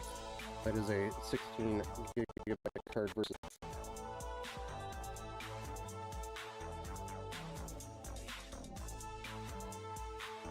Anybody else feel that just happened? I think we just entered the matrix somewhere. No, it's my 5700X reaching its max on its B550. And I also have 1 fan dead on my AIO right now, so probably overheating. PC guy doesn't want to fix his own PC.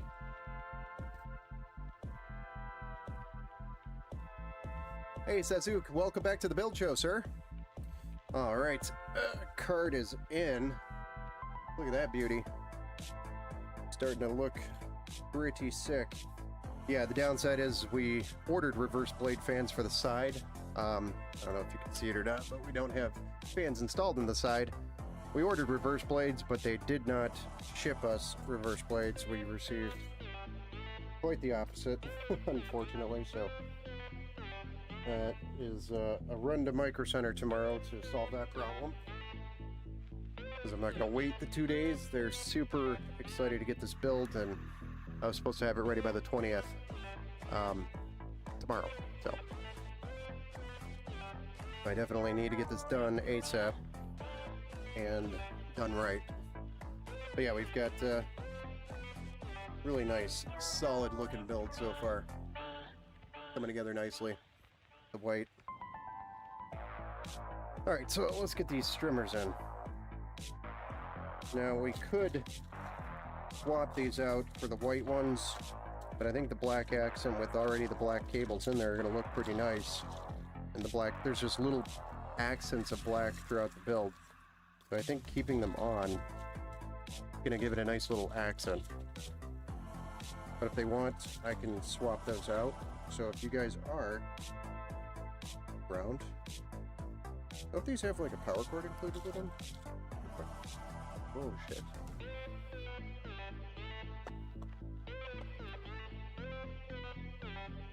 Oh, I remember that part. No, they don't, because they draw power from good. Idiot.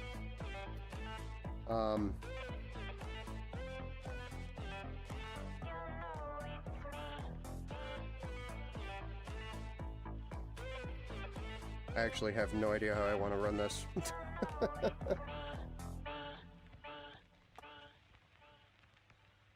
Do we want to block the fan? Block the RGB?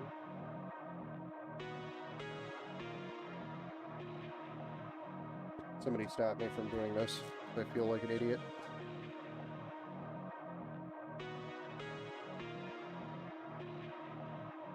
I mean, it's gonna have airflow from the fans below, pushing the air out of there.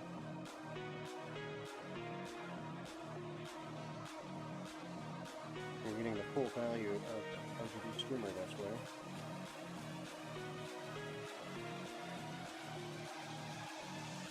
I don't know that I like that very much. Kinda hate it. What do you guys think?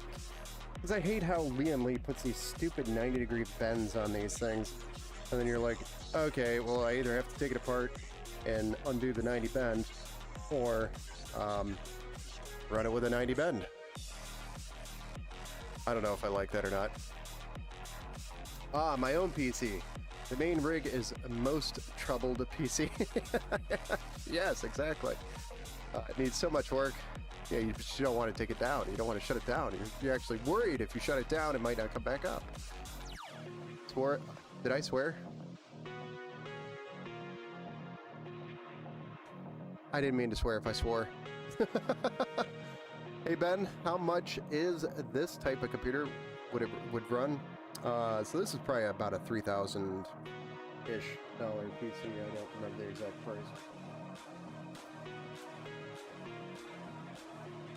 3,000 and change, and we can, you know, make adjustments and not buy a $400 case, for example.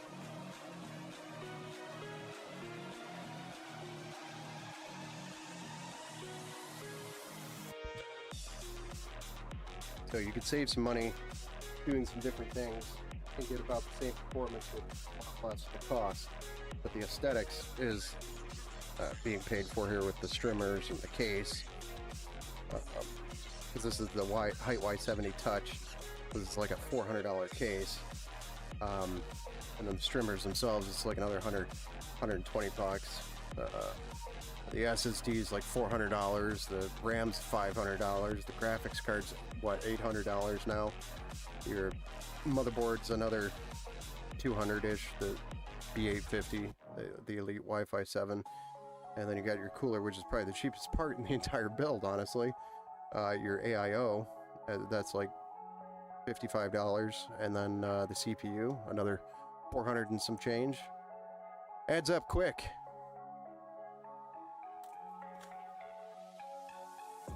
But it is a nice case. Alright, I think I'm going to leave it like this and see what they think. I don't know. Personal opinion would be to get rid of this 90 bend and yank it up there and kind of go up through the side or something like that. Or, I don't know. This is probably the easiest way to install it, slash the least amount of force on the pins here on the graphics card, which is what we want, with the 90-degree bend on it. With the 90-degree bend installed on there that came with it. And all of them come with like that now, which sucks. Also, these are wireless. Make sure your fans come with a wireless controller. If it doesn't, you're going to need one. These ones did not, so they're a little bit cheaper without the controller.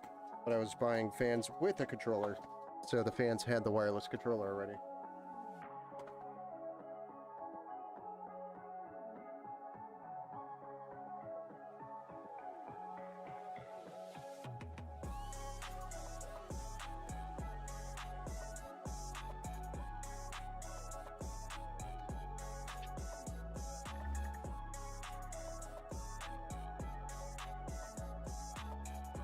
Put it back. I thought I bought one with another controller. Maybe not.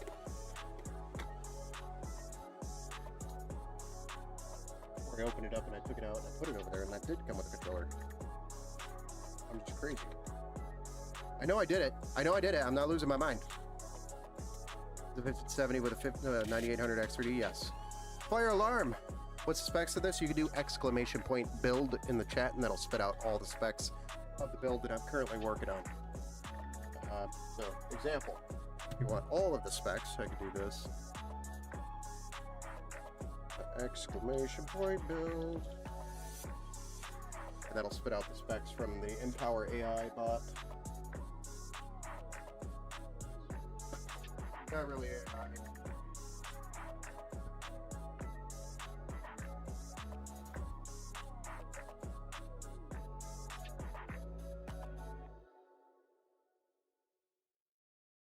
I had a wireless controller, so I lose.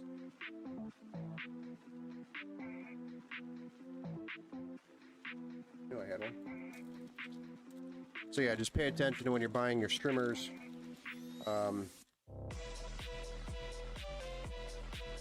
If you buy them without this controller, then you're gonna go buy one, and I think they're like, I don't know, 15 bucks if you buy one separately. Hey, Twinkle Toes! You stuck in with Call Me Rive Raid? Haven't put together a PC or even messed with a PC hardware for over 5 years. What, if anything, are the main PC hardware related things that have changed, improved, got worse, better, etc. recently? I think the big shocker, especially if you built with AMD previously, is your pins are no longer on the CPU anymore, on the AM5 platform. That's another thing. AMD finally went to AM5 instead of AM4, so that's a big change, a socket change. I don't know. A lot of the case designs have changed since 5 years, so a lot of it is more intake on the side and the bottom, and exhaust on the top and the rear, which is more of a dual chamber design case, which is what we're working in today, where it has 2 chambers. It has the, I call it the aesthetic chamber, and then you have the back chamber, or sometimes it's the basement chamber. But that's the typical design of a case now, and it delivers way more airflow than before because you have 2 full sides dedicated to intake on the case, the bottom and the side. And then you also have some cases even give you the option to put fans on the front and on top of that, so you can get a lot of intake in a build. Power draw is significantly higher than it used to be, so a lot more components using a lot more power, which create a lot more heat. So it's important to make sure you're cooling it.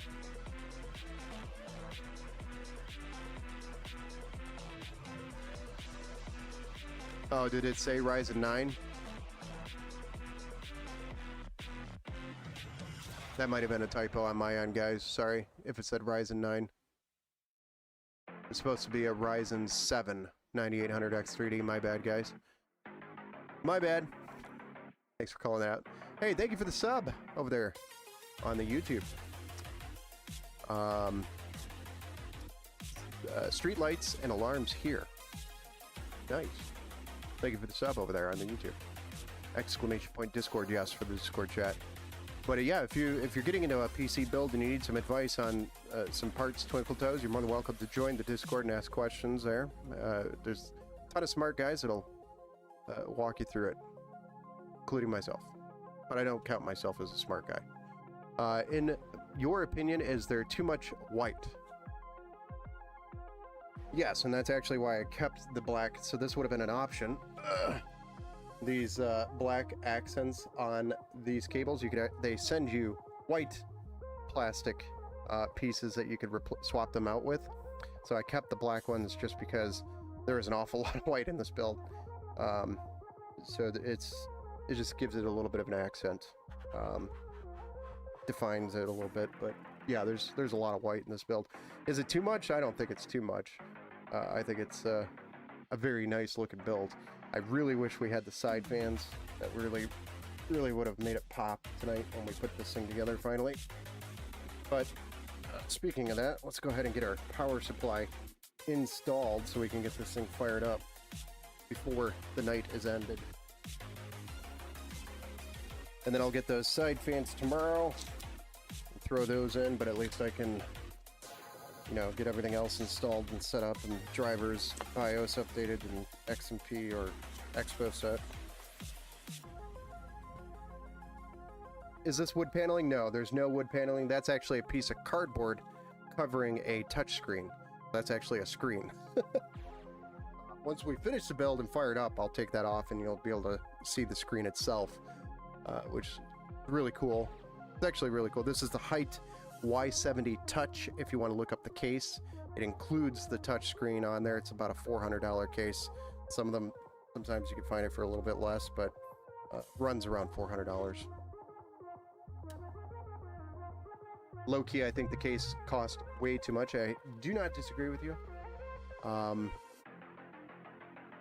Do vertical mounts have any thermal issues compared to regular? If you go vertical like this, and this is why I really wanted to install those bottom fans, even though it wasn't technically included with the order, I put those bottom fans in as intake to help with the cooling on the graphics card because it is vertical. So yes, that can be a problem if you don't have any airflow pushing the air away from the card. It can create a problem if you go vertical. But you need something to pull or push the air away from the card, or it'll just sit there in like a cesspool. You don't have enough pressure in the case to draw the air out. It'll sit there like in a cesspool up against the glass. That's another thing. If you go vertical, you need enough gap between the glass and the card so it can breathe, so it can actually breathe. If it's too close to the glass, it'll actually suffocate it a little bit. That was actually a problem we ran into in the Height Y60 with bigger cards such as the RTX 4080 or the RTX 4090 and the Height Y60 before the Y70 was created. Y60 was actually not good for big cards. It created a terrible with the glass on and the card with being vertical and so close to the glass. You almost always had to take the glass off to allow your card to breathe. So the older version of this case, that was one of the things that they fixed, is they put more space between the glass and the bigger cards to make sure that there was more of a gap there. So I know this is a modular power supply and we don't technically need per se to run all the cables in this build, but in this particular situation, that's only a 3-pin clipping that plugged in there. Raw power on not through the USB. I'm doing this for science, guys, so don't listen to me. So I know this is a fully modular power supply, but for the sake of, I don't want my customer coming back and saying, hey, I want to do an upgrade. Okay, where's your cables? Oh, I threw those out. I didn't know I needed those. That has actually happened quite a bit. So I typically install all the cables in a modular power supply for a customer's build, just so they stay with the PC. And no, this isn't wood panel. Going back to your last question, Twinkle Toes, I don't know if I fully answered that. It is I think aluminum, mostly. And then there's plastic pieces. And then that front panel brown thing is the cardboard over that screen, touch screen. And I just leave the cardboard on there because I don't want to scratch the screen while I'm moving the PC around and assembling it.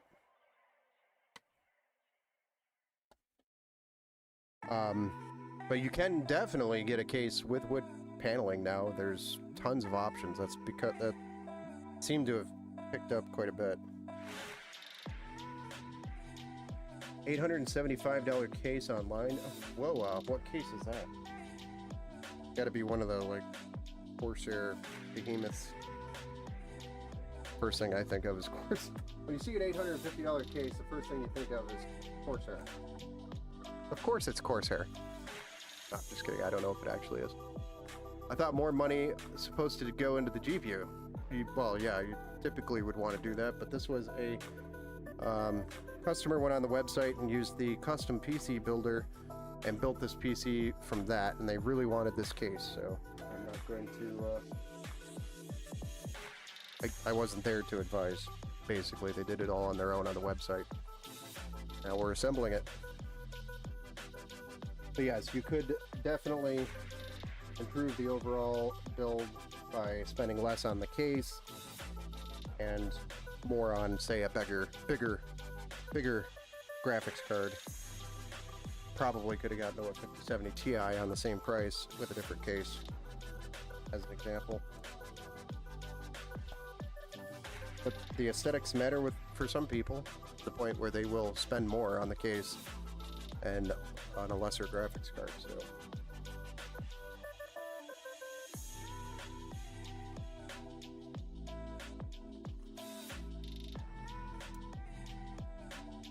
almost there.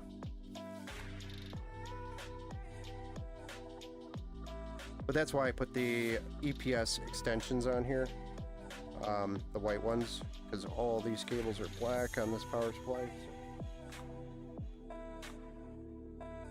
Did add that to the order to add to the aesthetics.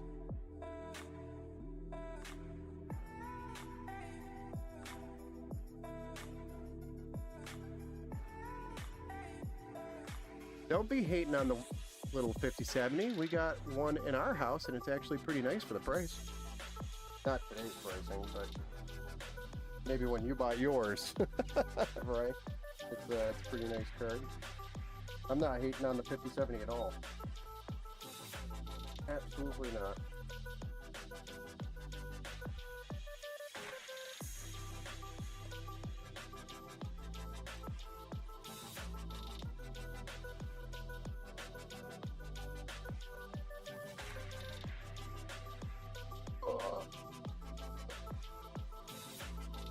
Power supply mounted, and then get some of that cable magic, cable management magic, and then we can fire this up. Then tomorrow, fans installed. That bothers me so much that we couldn't get the fans installed tonight. Actually, bothers me a lot. I mean, it's a cool case, but my PC is like 10 feet away.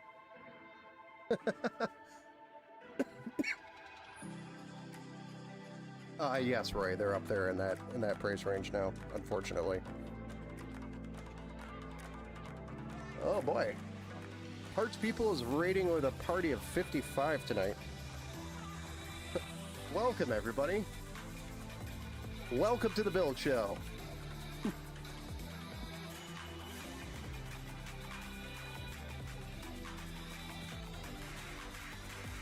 And just so everybody knows, the raid music that I keep meaning to get rid of is absolutely obnoxious when it's mixing with the other music.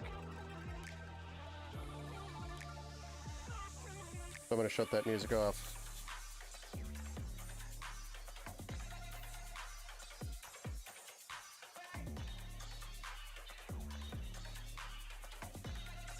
All right. So now we have this wonderful mess of cables to play with. Really, we just need the 4 cables, maybe 5 cables out of this entire bundle.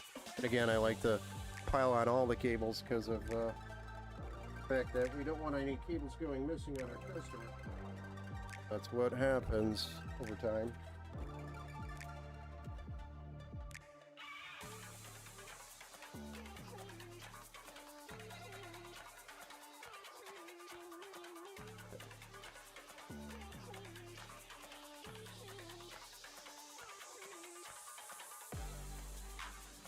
With that bundle of joy, a massive bundle of joy we get to play with.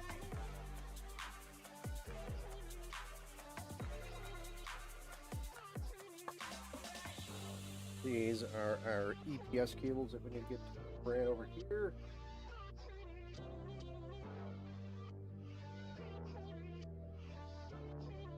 That's 2 raids in one night, and we don't typically get the raids. Thank you, Tat Daddy, for dropping the exclamation point build command to show everybody the specs that we're building with tonight. So I was kind of surprised the RAM I purchased 8 months ago is already about $80 more than what I paid for it currently. I know the prices just keep on climbing. I don't know what we're going to do. Eventually, we're just going to stop buying RAM. And then maybe the prices will stop going up. Oh, there's the music.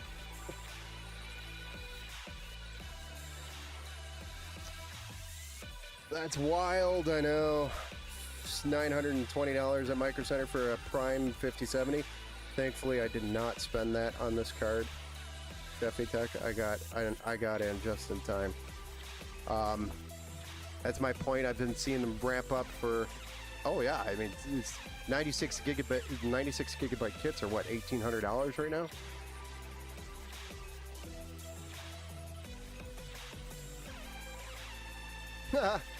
That's a good one. RAM today costs as much as a used RAM 1500. Yes, you could literally go buy the real RAM.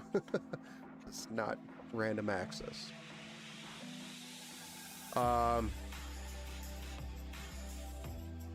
Yeah, it's just getting out of hand, guys. I don't know. It's just kill it. It's gonna kill it.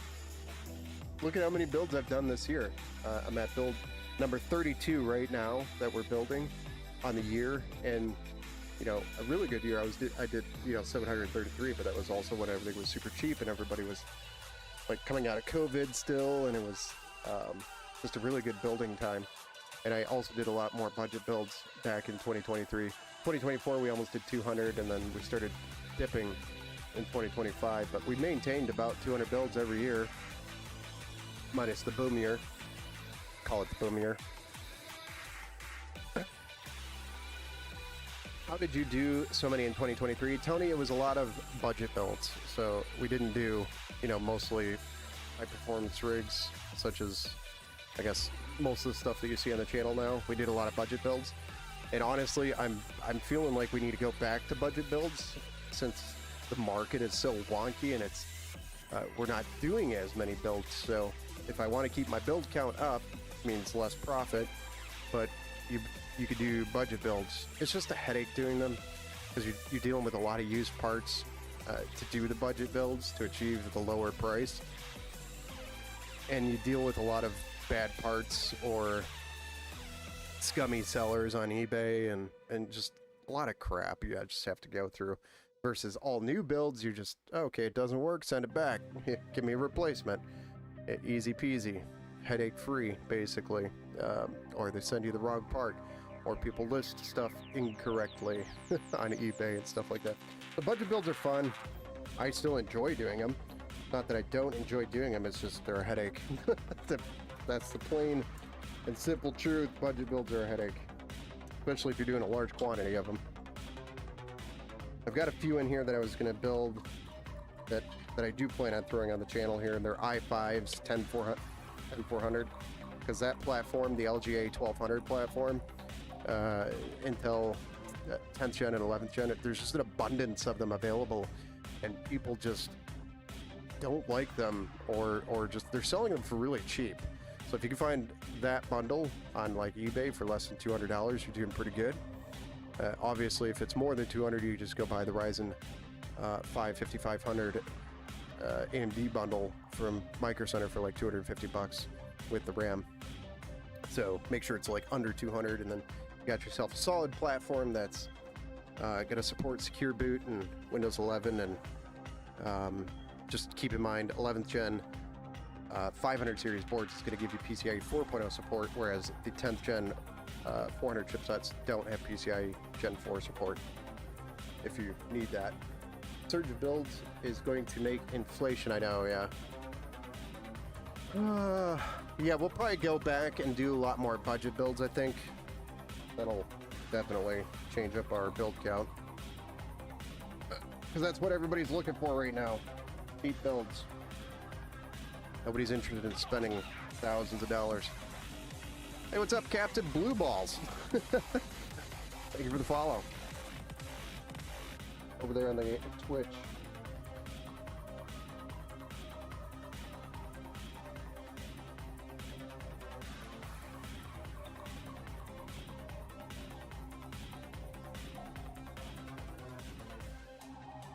Crazy name right now, Captain Blue Balls.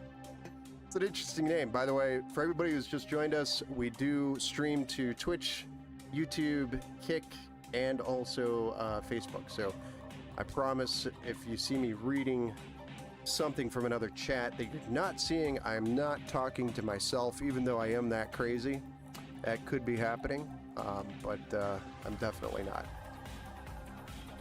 Tony says, I paid $414 8 months ago. Now it's about $498. Yeah, I know, it's gone up a little bit. No problem, loves to watch people build. Well, that's literally all we do on this channel is build, so you've come to the right place.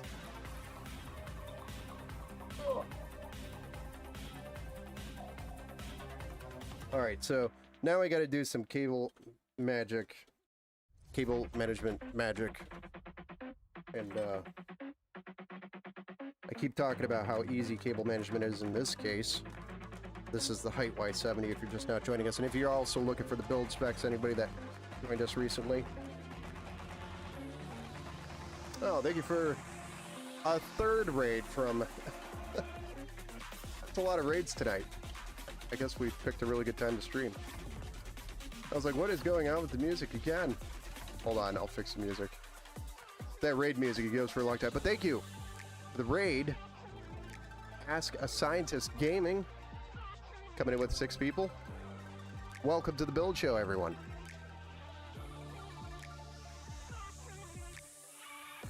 I'm saying that today's a good price in today's market. I definitely disagree.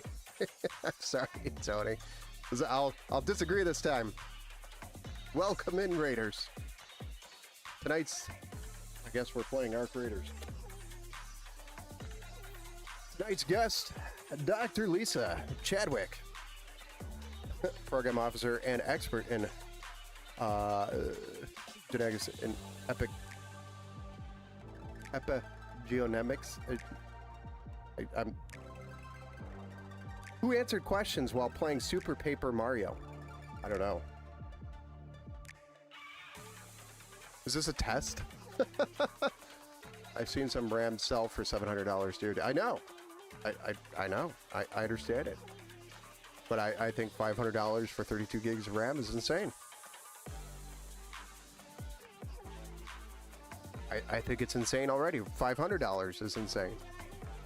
I just, I can't even get myself to spend the almost $1,000 on 64 gigs of RAM for my system upgrade. So there it sits, waiting for its RAM one day.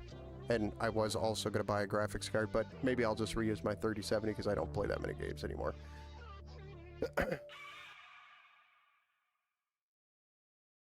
No, it's definitely not going down. I mean, you're going to see a little bit of a dip right now, and then it's probably going to go up. I think it's going up again. Especially if the graphics card prices are climbing. When does it end? $129 for 65. I know. That's my point. It's so sad. Yeah, I got really quiet again. The raid music finally ended. So we'll flip the channel music back on. Oh, yeah. It's the song. All right. All right. We're building. Let's get this beast done. I don't even know what to do with all this. Just get out of my way. Hey, I'm building here, all right? Wow, crypto's on the hot list tonight. Is it? How much would you spend on a motherboard for a customer planning heavily over to have heavily overclock both the CPU and GPU paired with the RTX 5080? I mean, honestly, today a lot of games don't like overclocks. You're probably better off undervolting your CPU and maybe overclock a little bit on the graphics card, but I wouldn't go too crazy. You don't need to, honestly.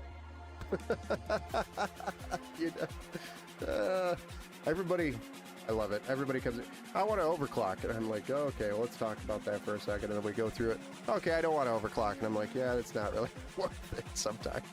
Sometimes it's not worth it, but if you're tinkering and you want to, you know, achieve it, and that's a hobby of yours, then I say go for it. But if it's if you're doing it to squeeze out performance, not always worth it.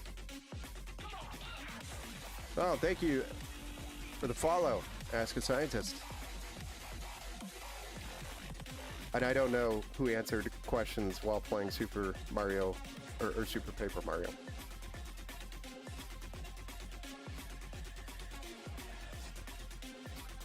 I mean, as a hobby, then yeah, I think as a hobby you could probably tinker and enjoy, but how much you spend on a motherboard. So you definitely want something with a decent VRM, and I think you were talking about the X870E chipset with the I can't remember the exact board you were talking about earlier in the chat, but I think that's a decent board if you wanted to just start with that, see where that goes.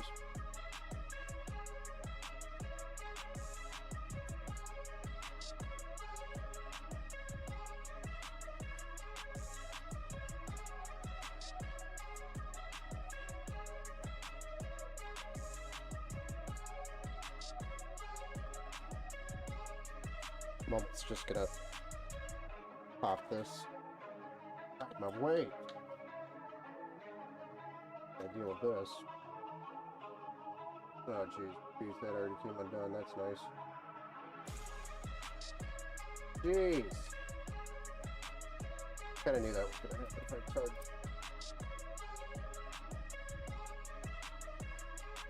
Tugged a little too hard. Okay.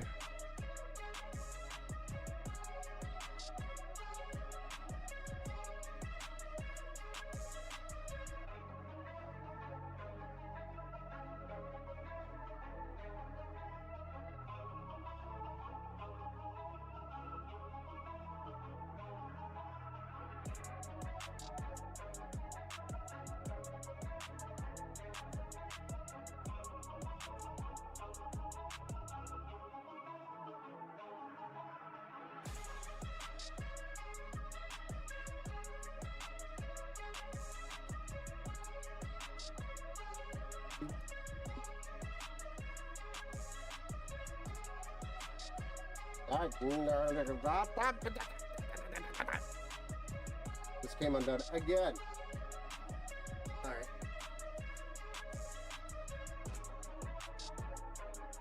Now I'm starting to get upset.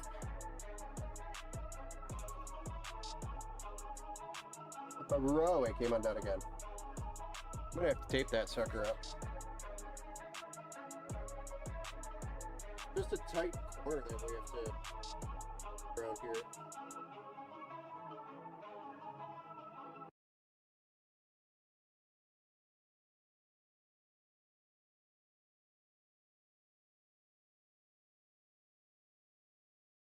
Go. Got it.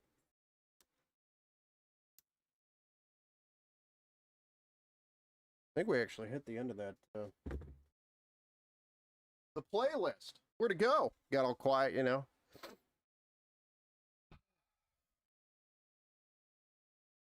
I don't think that's possible. This playlist has 8 hours and 28 minutes and it says we're done already. How is that possible? We must be shuffling.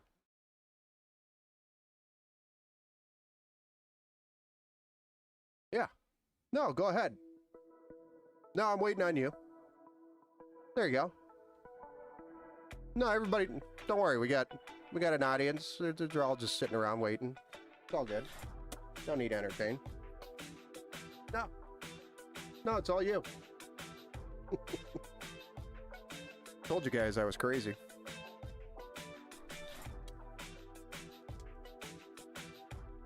When you build as many PCs as I do, you start talking to yourself.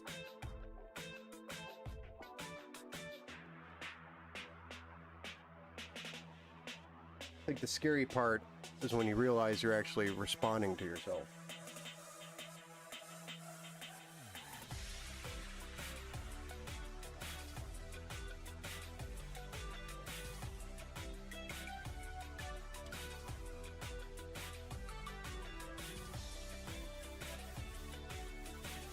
Alright, that looks really nice. I like that. And, cables will come in nicely with those fans once we get those. Oh yeah, that's another thing. Although, you guys weren't here earlier in the stream, we were shipped non-normal fans, non-reverse blades. So we couldn't install the side fans. I'm gonna go pick those up from Micro Center tomorrow and fix that problem with the bit of reverse blades. But it's an easy one to mess up, especially if it comes from places like Amazon, because they don't read SKUs, ever. They just look at pictures and they go, oh, that's the one, and then they ship it, and then you get the wrong fan. You're like, I ordered reverse, and I got normal. Interesting.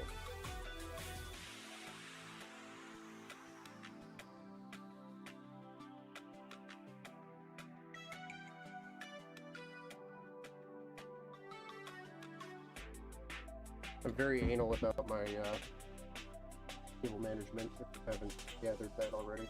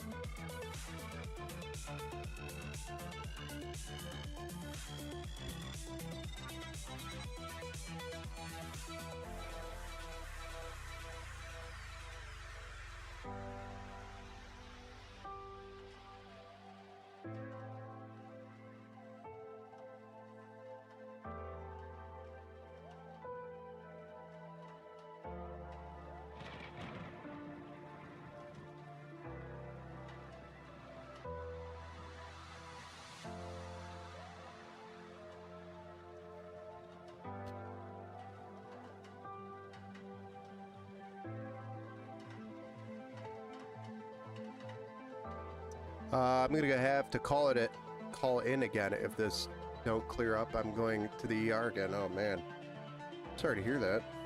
You got the COVID again? What you got going on, Joni?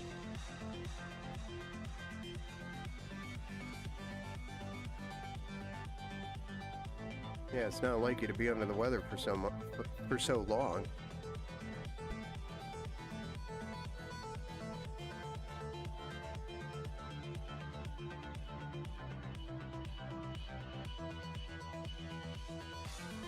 Just a lot of pain. I've never had COVID.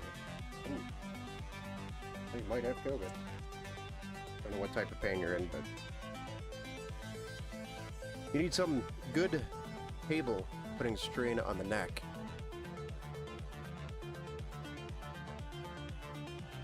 Nah.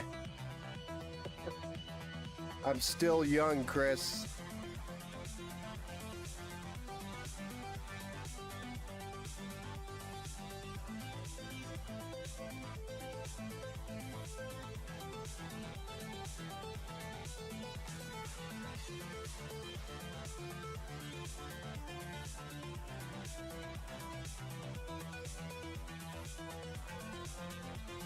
That's Chris's way of politely saying, hey Ben, you're looking pretty old.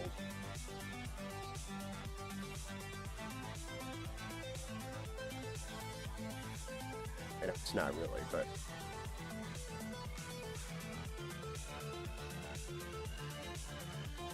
trying to get this to stay there so that the cable doesn't slip back in, because these like to slide in now that they don't have any cables on. It's all wireless for the RTU connection, data connection.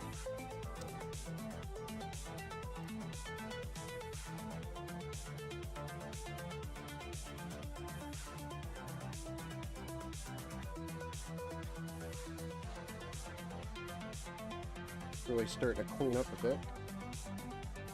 Let's stand this baby up. You won't be able to see much if you do that, but how it's gonna be, boys and ladies.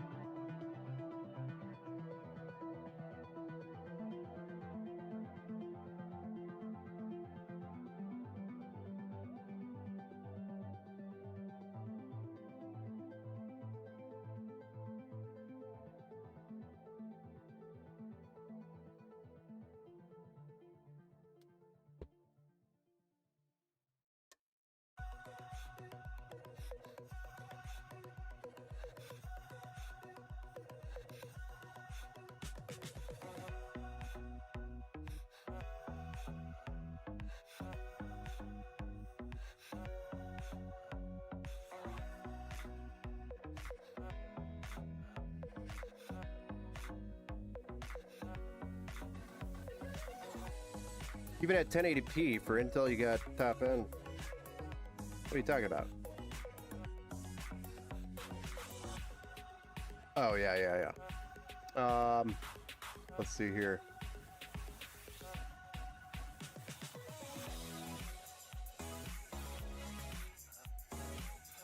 I know you know.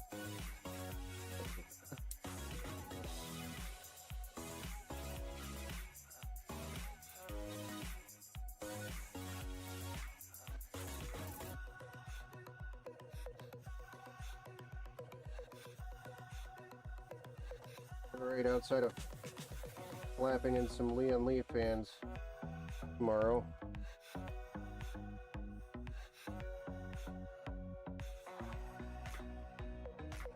Could be pretty easy. They just need a power connector because they're wireless. Will be wireless. Yeah, we're pretty much done with this build. But I'm not. Which we're going to be doing tomorrow, so we're going to fire this up without the side fans installed and then check it out, see what it looks like.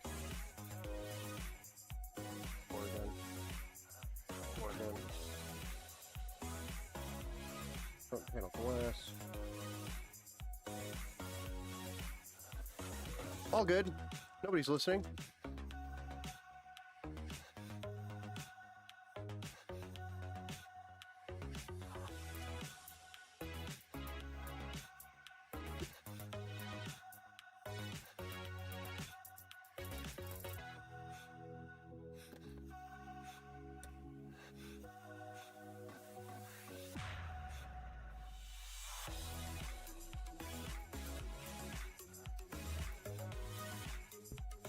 But yeah, that's our cable management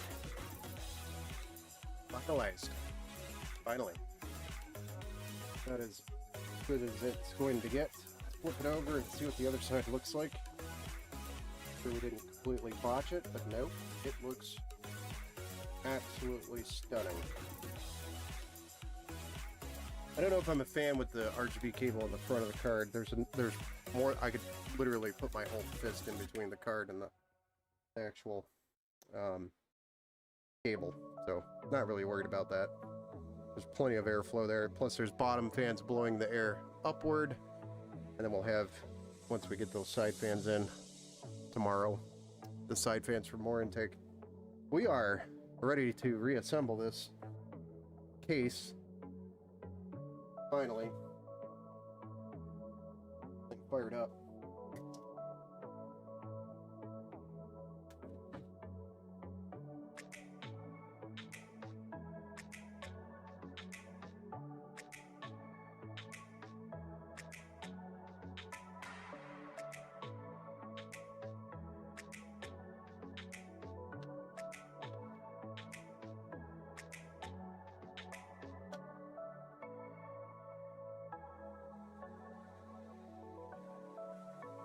Don't necessarily need to put these screws back in for but I'm going to do it anyway. Spark glass.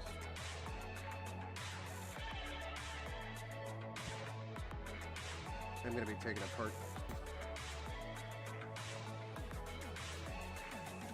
I'm not going to put the side panel glass on.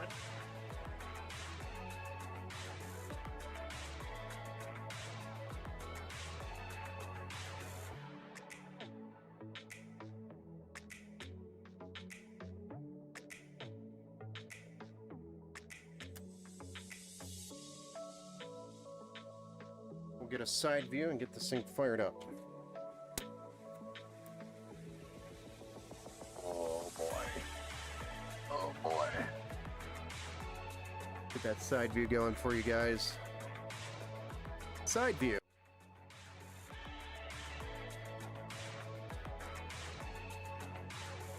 Alright. This thing did come with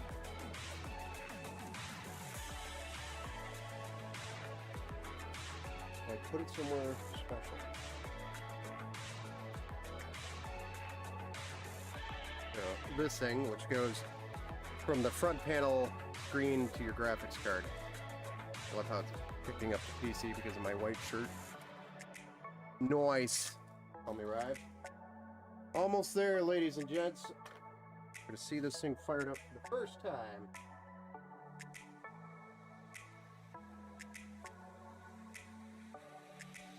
Almost don't want to plug that in because I have a feeling it's going to go that route.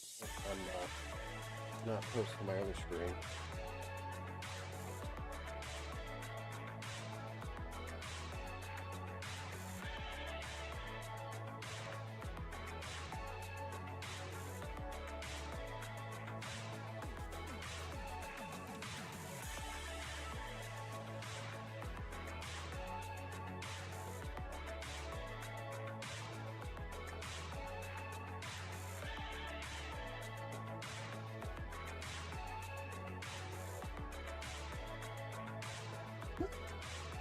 We need this thingamabob.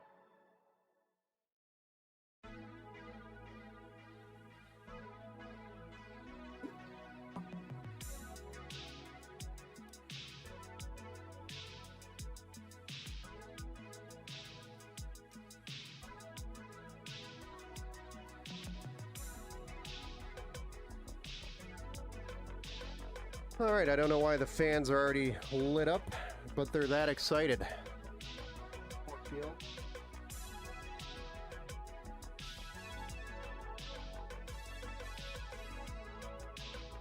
You guys ready to see the Dream Machine fired up?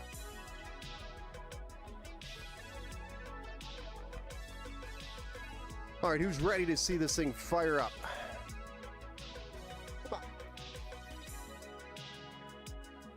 Move that bus. But move that bus. Go on, get.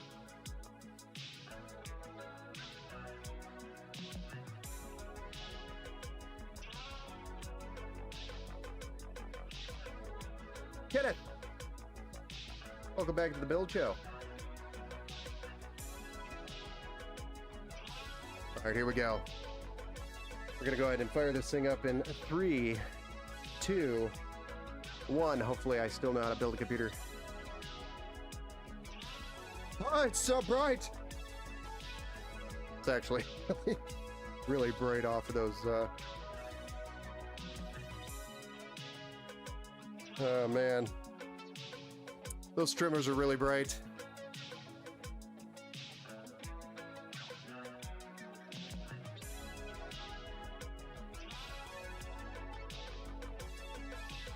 It's like walking through the forest and all of a sudden it's the first time you've ever seen Gandalf the White. You're like, ah!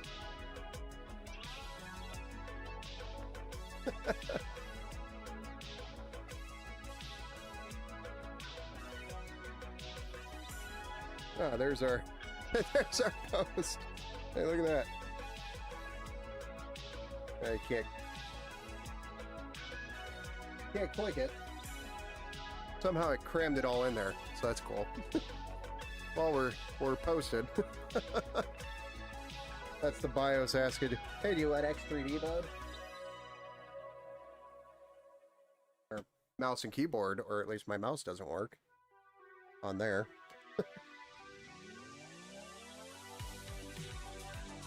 I had a feeling that was going to happen, so I'm going to shut the screen off so I can get it over there. Might have to reboot it. Yes, we posted. We got a post. It was right there on the side screen. But I couldn't, for some reason, do anything with that.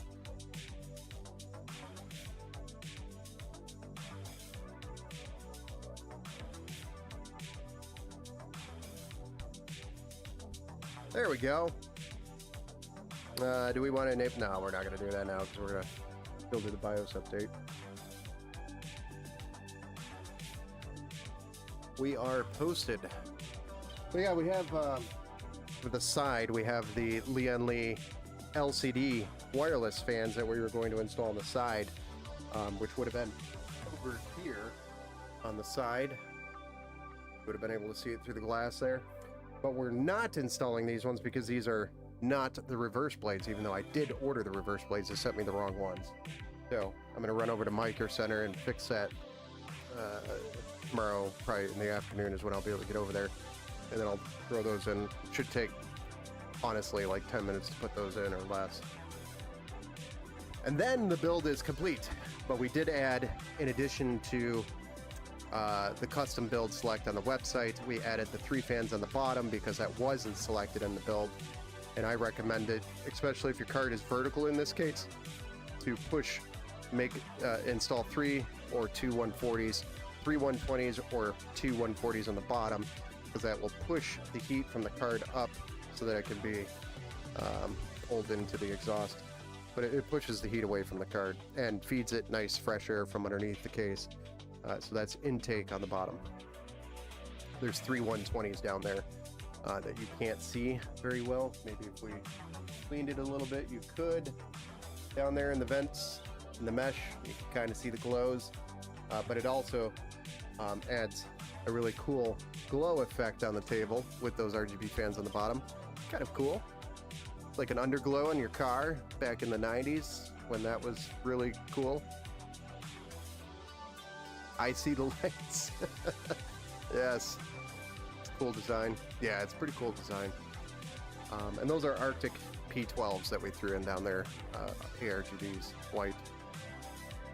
What's the GPU? Elnus, it's a RTX 5070 Prime, Asus Prime. It is the Prime. Prime.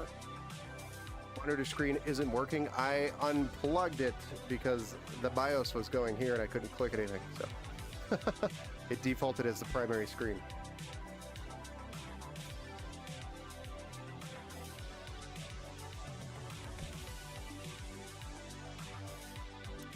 Arctics make the case go brrr. Yes, we want it Arctic cool, right? Those fans can go, I think, like 1800 RPM. The pros go like 2000 or 2200, a little bit. Like, they float around 2000 RPM. They're a little bit beefier, faster.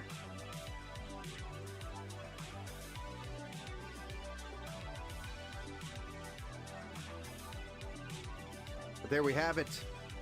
Build number 32 for 2026. Almost done, minus the side fans. Obviously, we're going to do the BIOS, update the BIOS, and enable Expo, make sure Secure Boot's done and enabled, and then we'll install Windows and drivers and Gigabyte Control Center, and then of course the Lian Li software for the streamers and the Lian Li fans that we will have in here, and then the height software for the screen.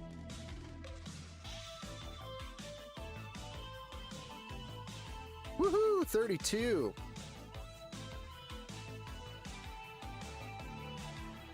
I don't know if it's OLED. I don't think it is. I think it's just LCD. But it is a touchscreen, which adds cost. And then they also have the software behind it, so you could literally make this like... You could put your chat on here if you're streaming. It's really cool. There are some pretty cool apps built into their app.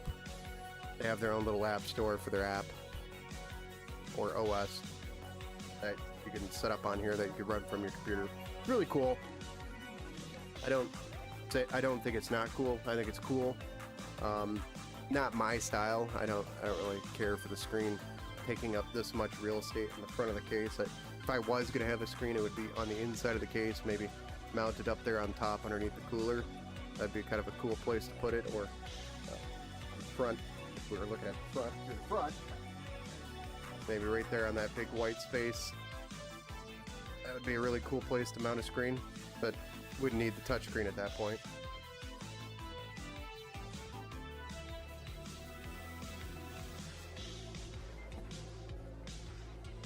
Yeah, OLED's been around for a long time.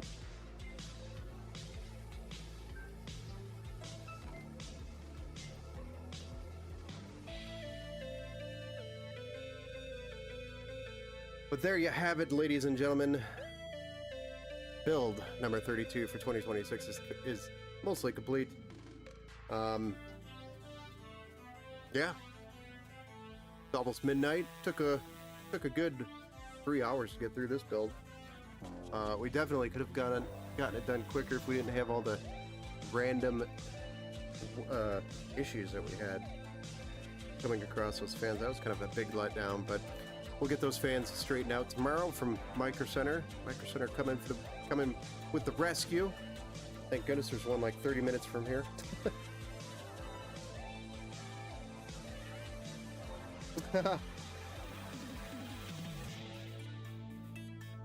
Kill 10 more minutes and end at midnight.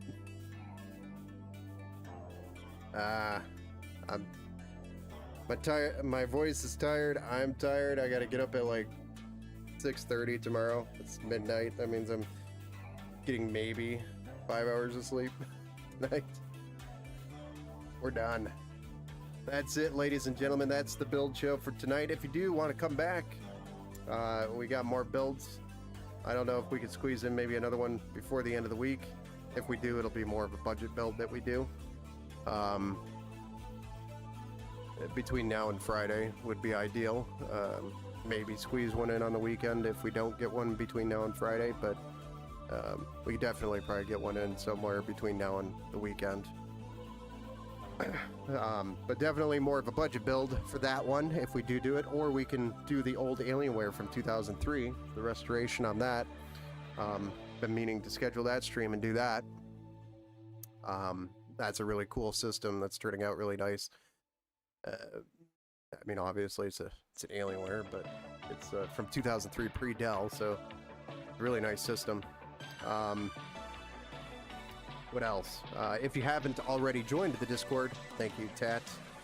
Exclamation point Discord in the chat if you need the link to the Discord. More than welcome to join there. We usually have somewhat of an after party and chit chat and this, that, and the other thing. But it's a great place to ask questions about PCs and hardware. A lot of nerds in there outside of me, most of which they know more than me. So I'm just the guy here that builds. But sometimes I don't know what I'm doing. I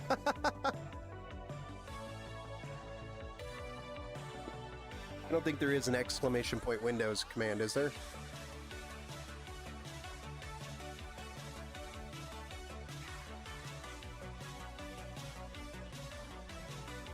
If there is, I'm old and I forgot about it, so no. Nice. But yeah, exclamation point Discord if you need the link. Thank you guys for dropping in both the chats there. Feel free to hang out in the Discord. It's a great place. Have lots of fun. A lot of memes too. You can also follow my Marketplace saga. The drama in Marketplace continues. So, as we start shopping around for used, more budget-friendly parts, of course, you gotta go to the used markets and start dealing with the Marketplace folk, which are, some of them are, I think, crazy. I think that's just how it comes down to. But that's all I've got for tonight, guys. Thanks again for joining us. Thank you, everybody who dropped in and rated. Definitely one of the higher viewer counts that we've had in a while. It was quite the appreciation for dropping in, and I'll make sure I check out your guys' channels because I don't think I've seen maybe one of you before. Call me Rive. I don't think I've ran across you before. I don't know what you guys do over there. I think you said something about lithium batteries earlier, which is interesting. Yeah, it's good night, guys. Have a good night. We'll see you on the next one sometime between now and the weekend. Yeah. Happy Wednesday. Have a good night, guys. Games mostly? Okay. I'll check it out. We'll see you guys.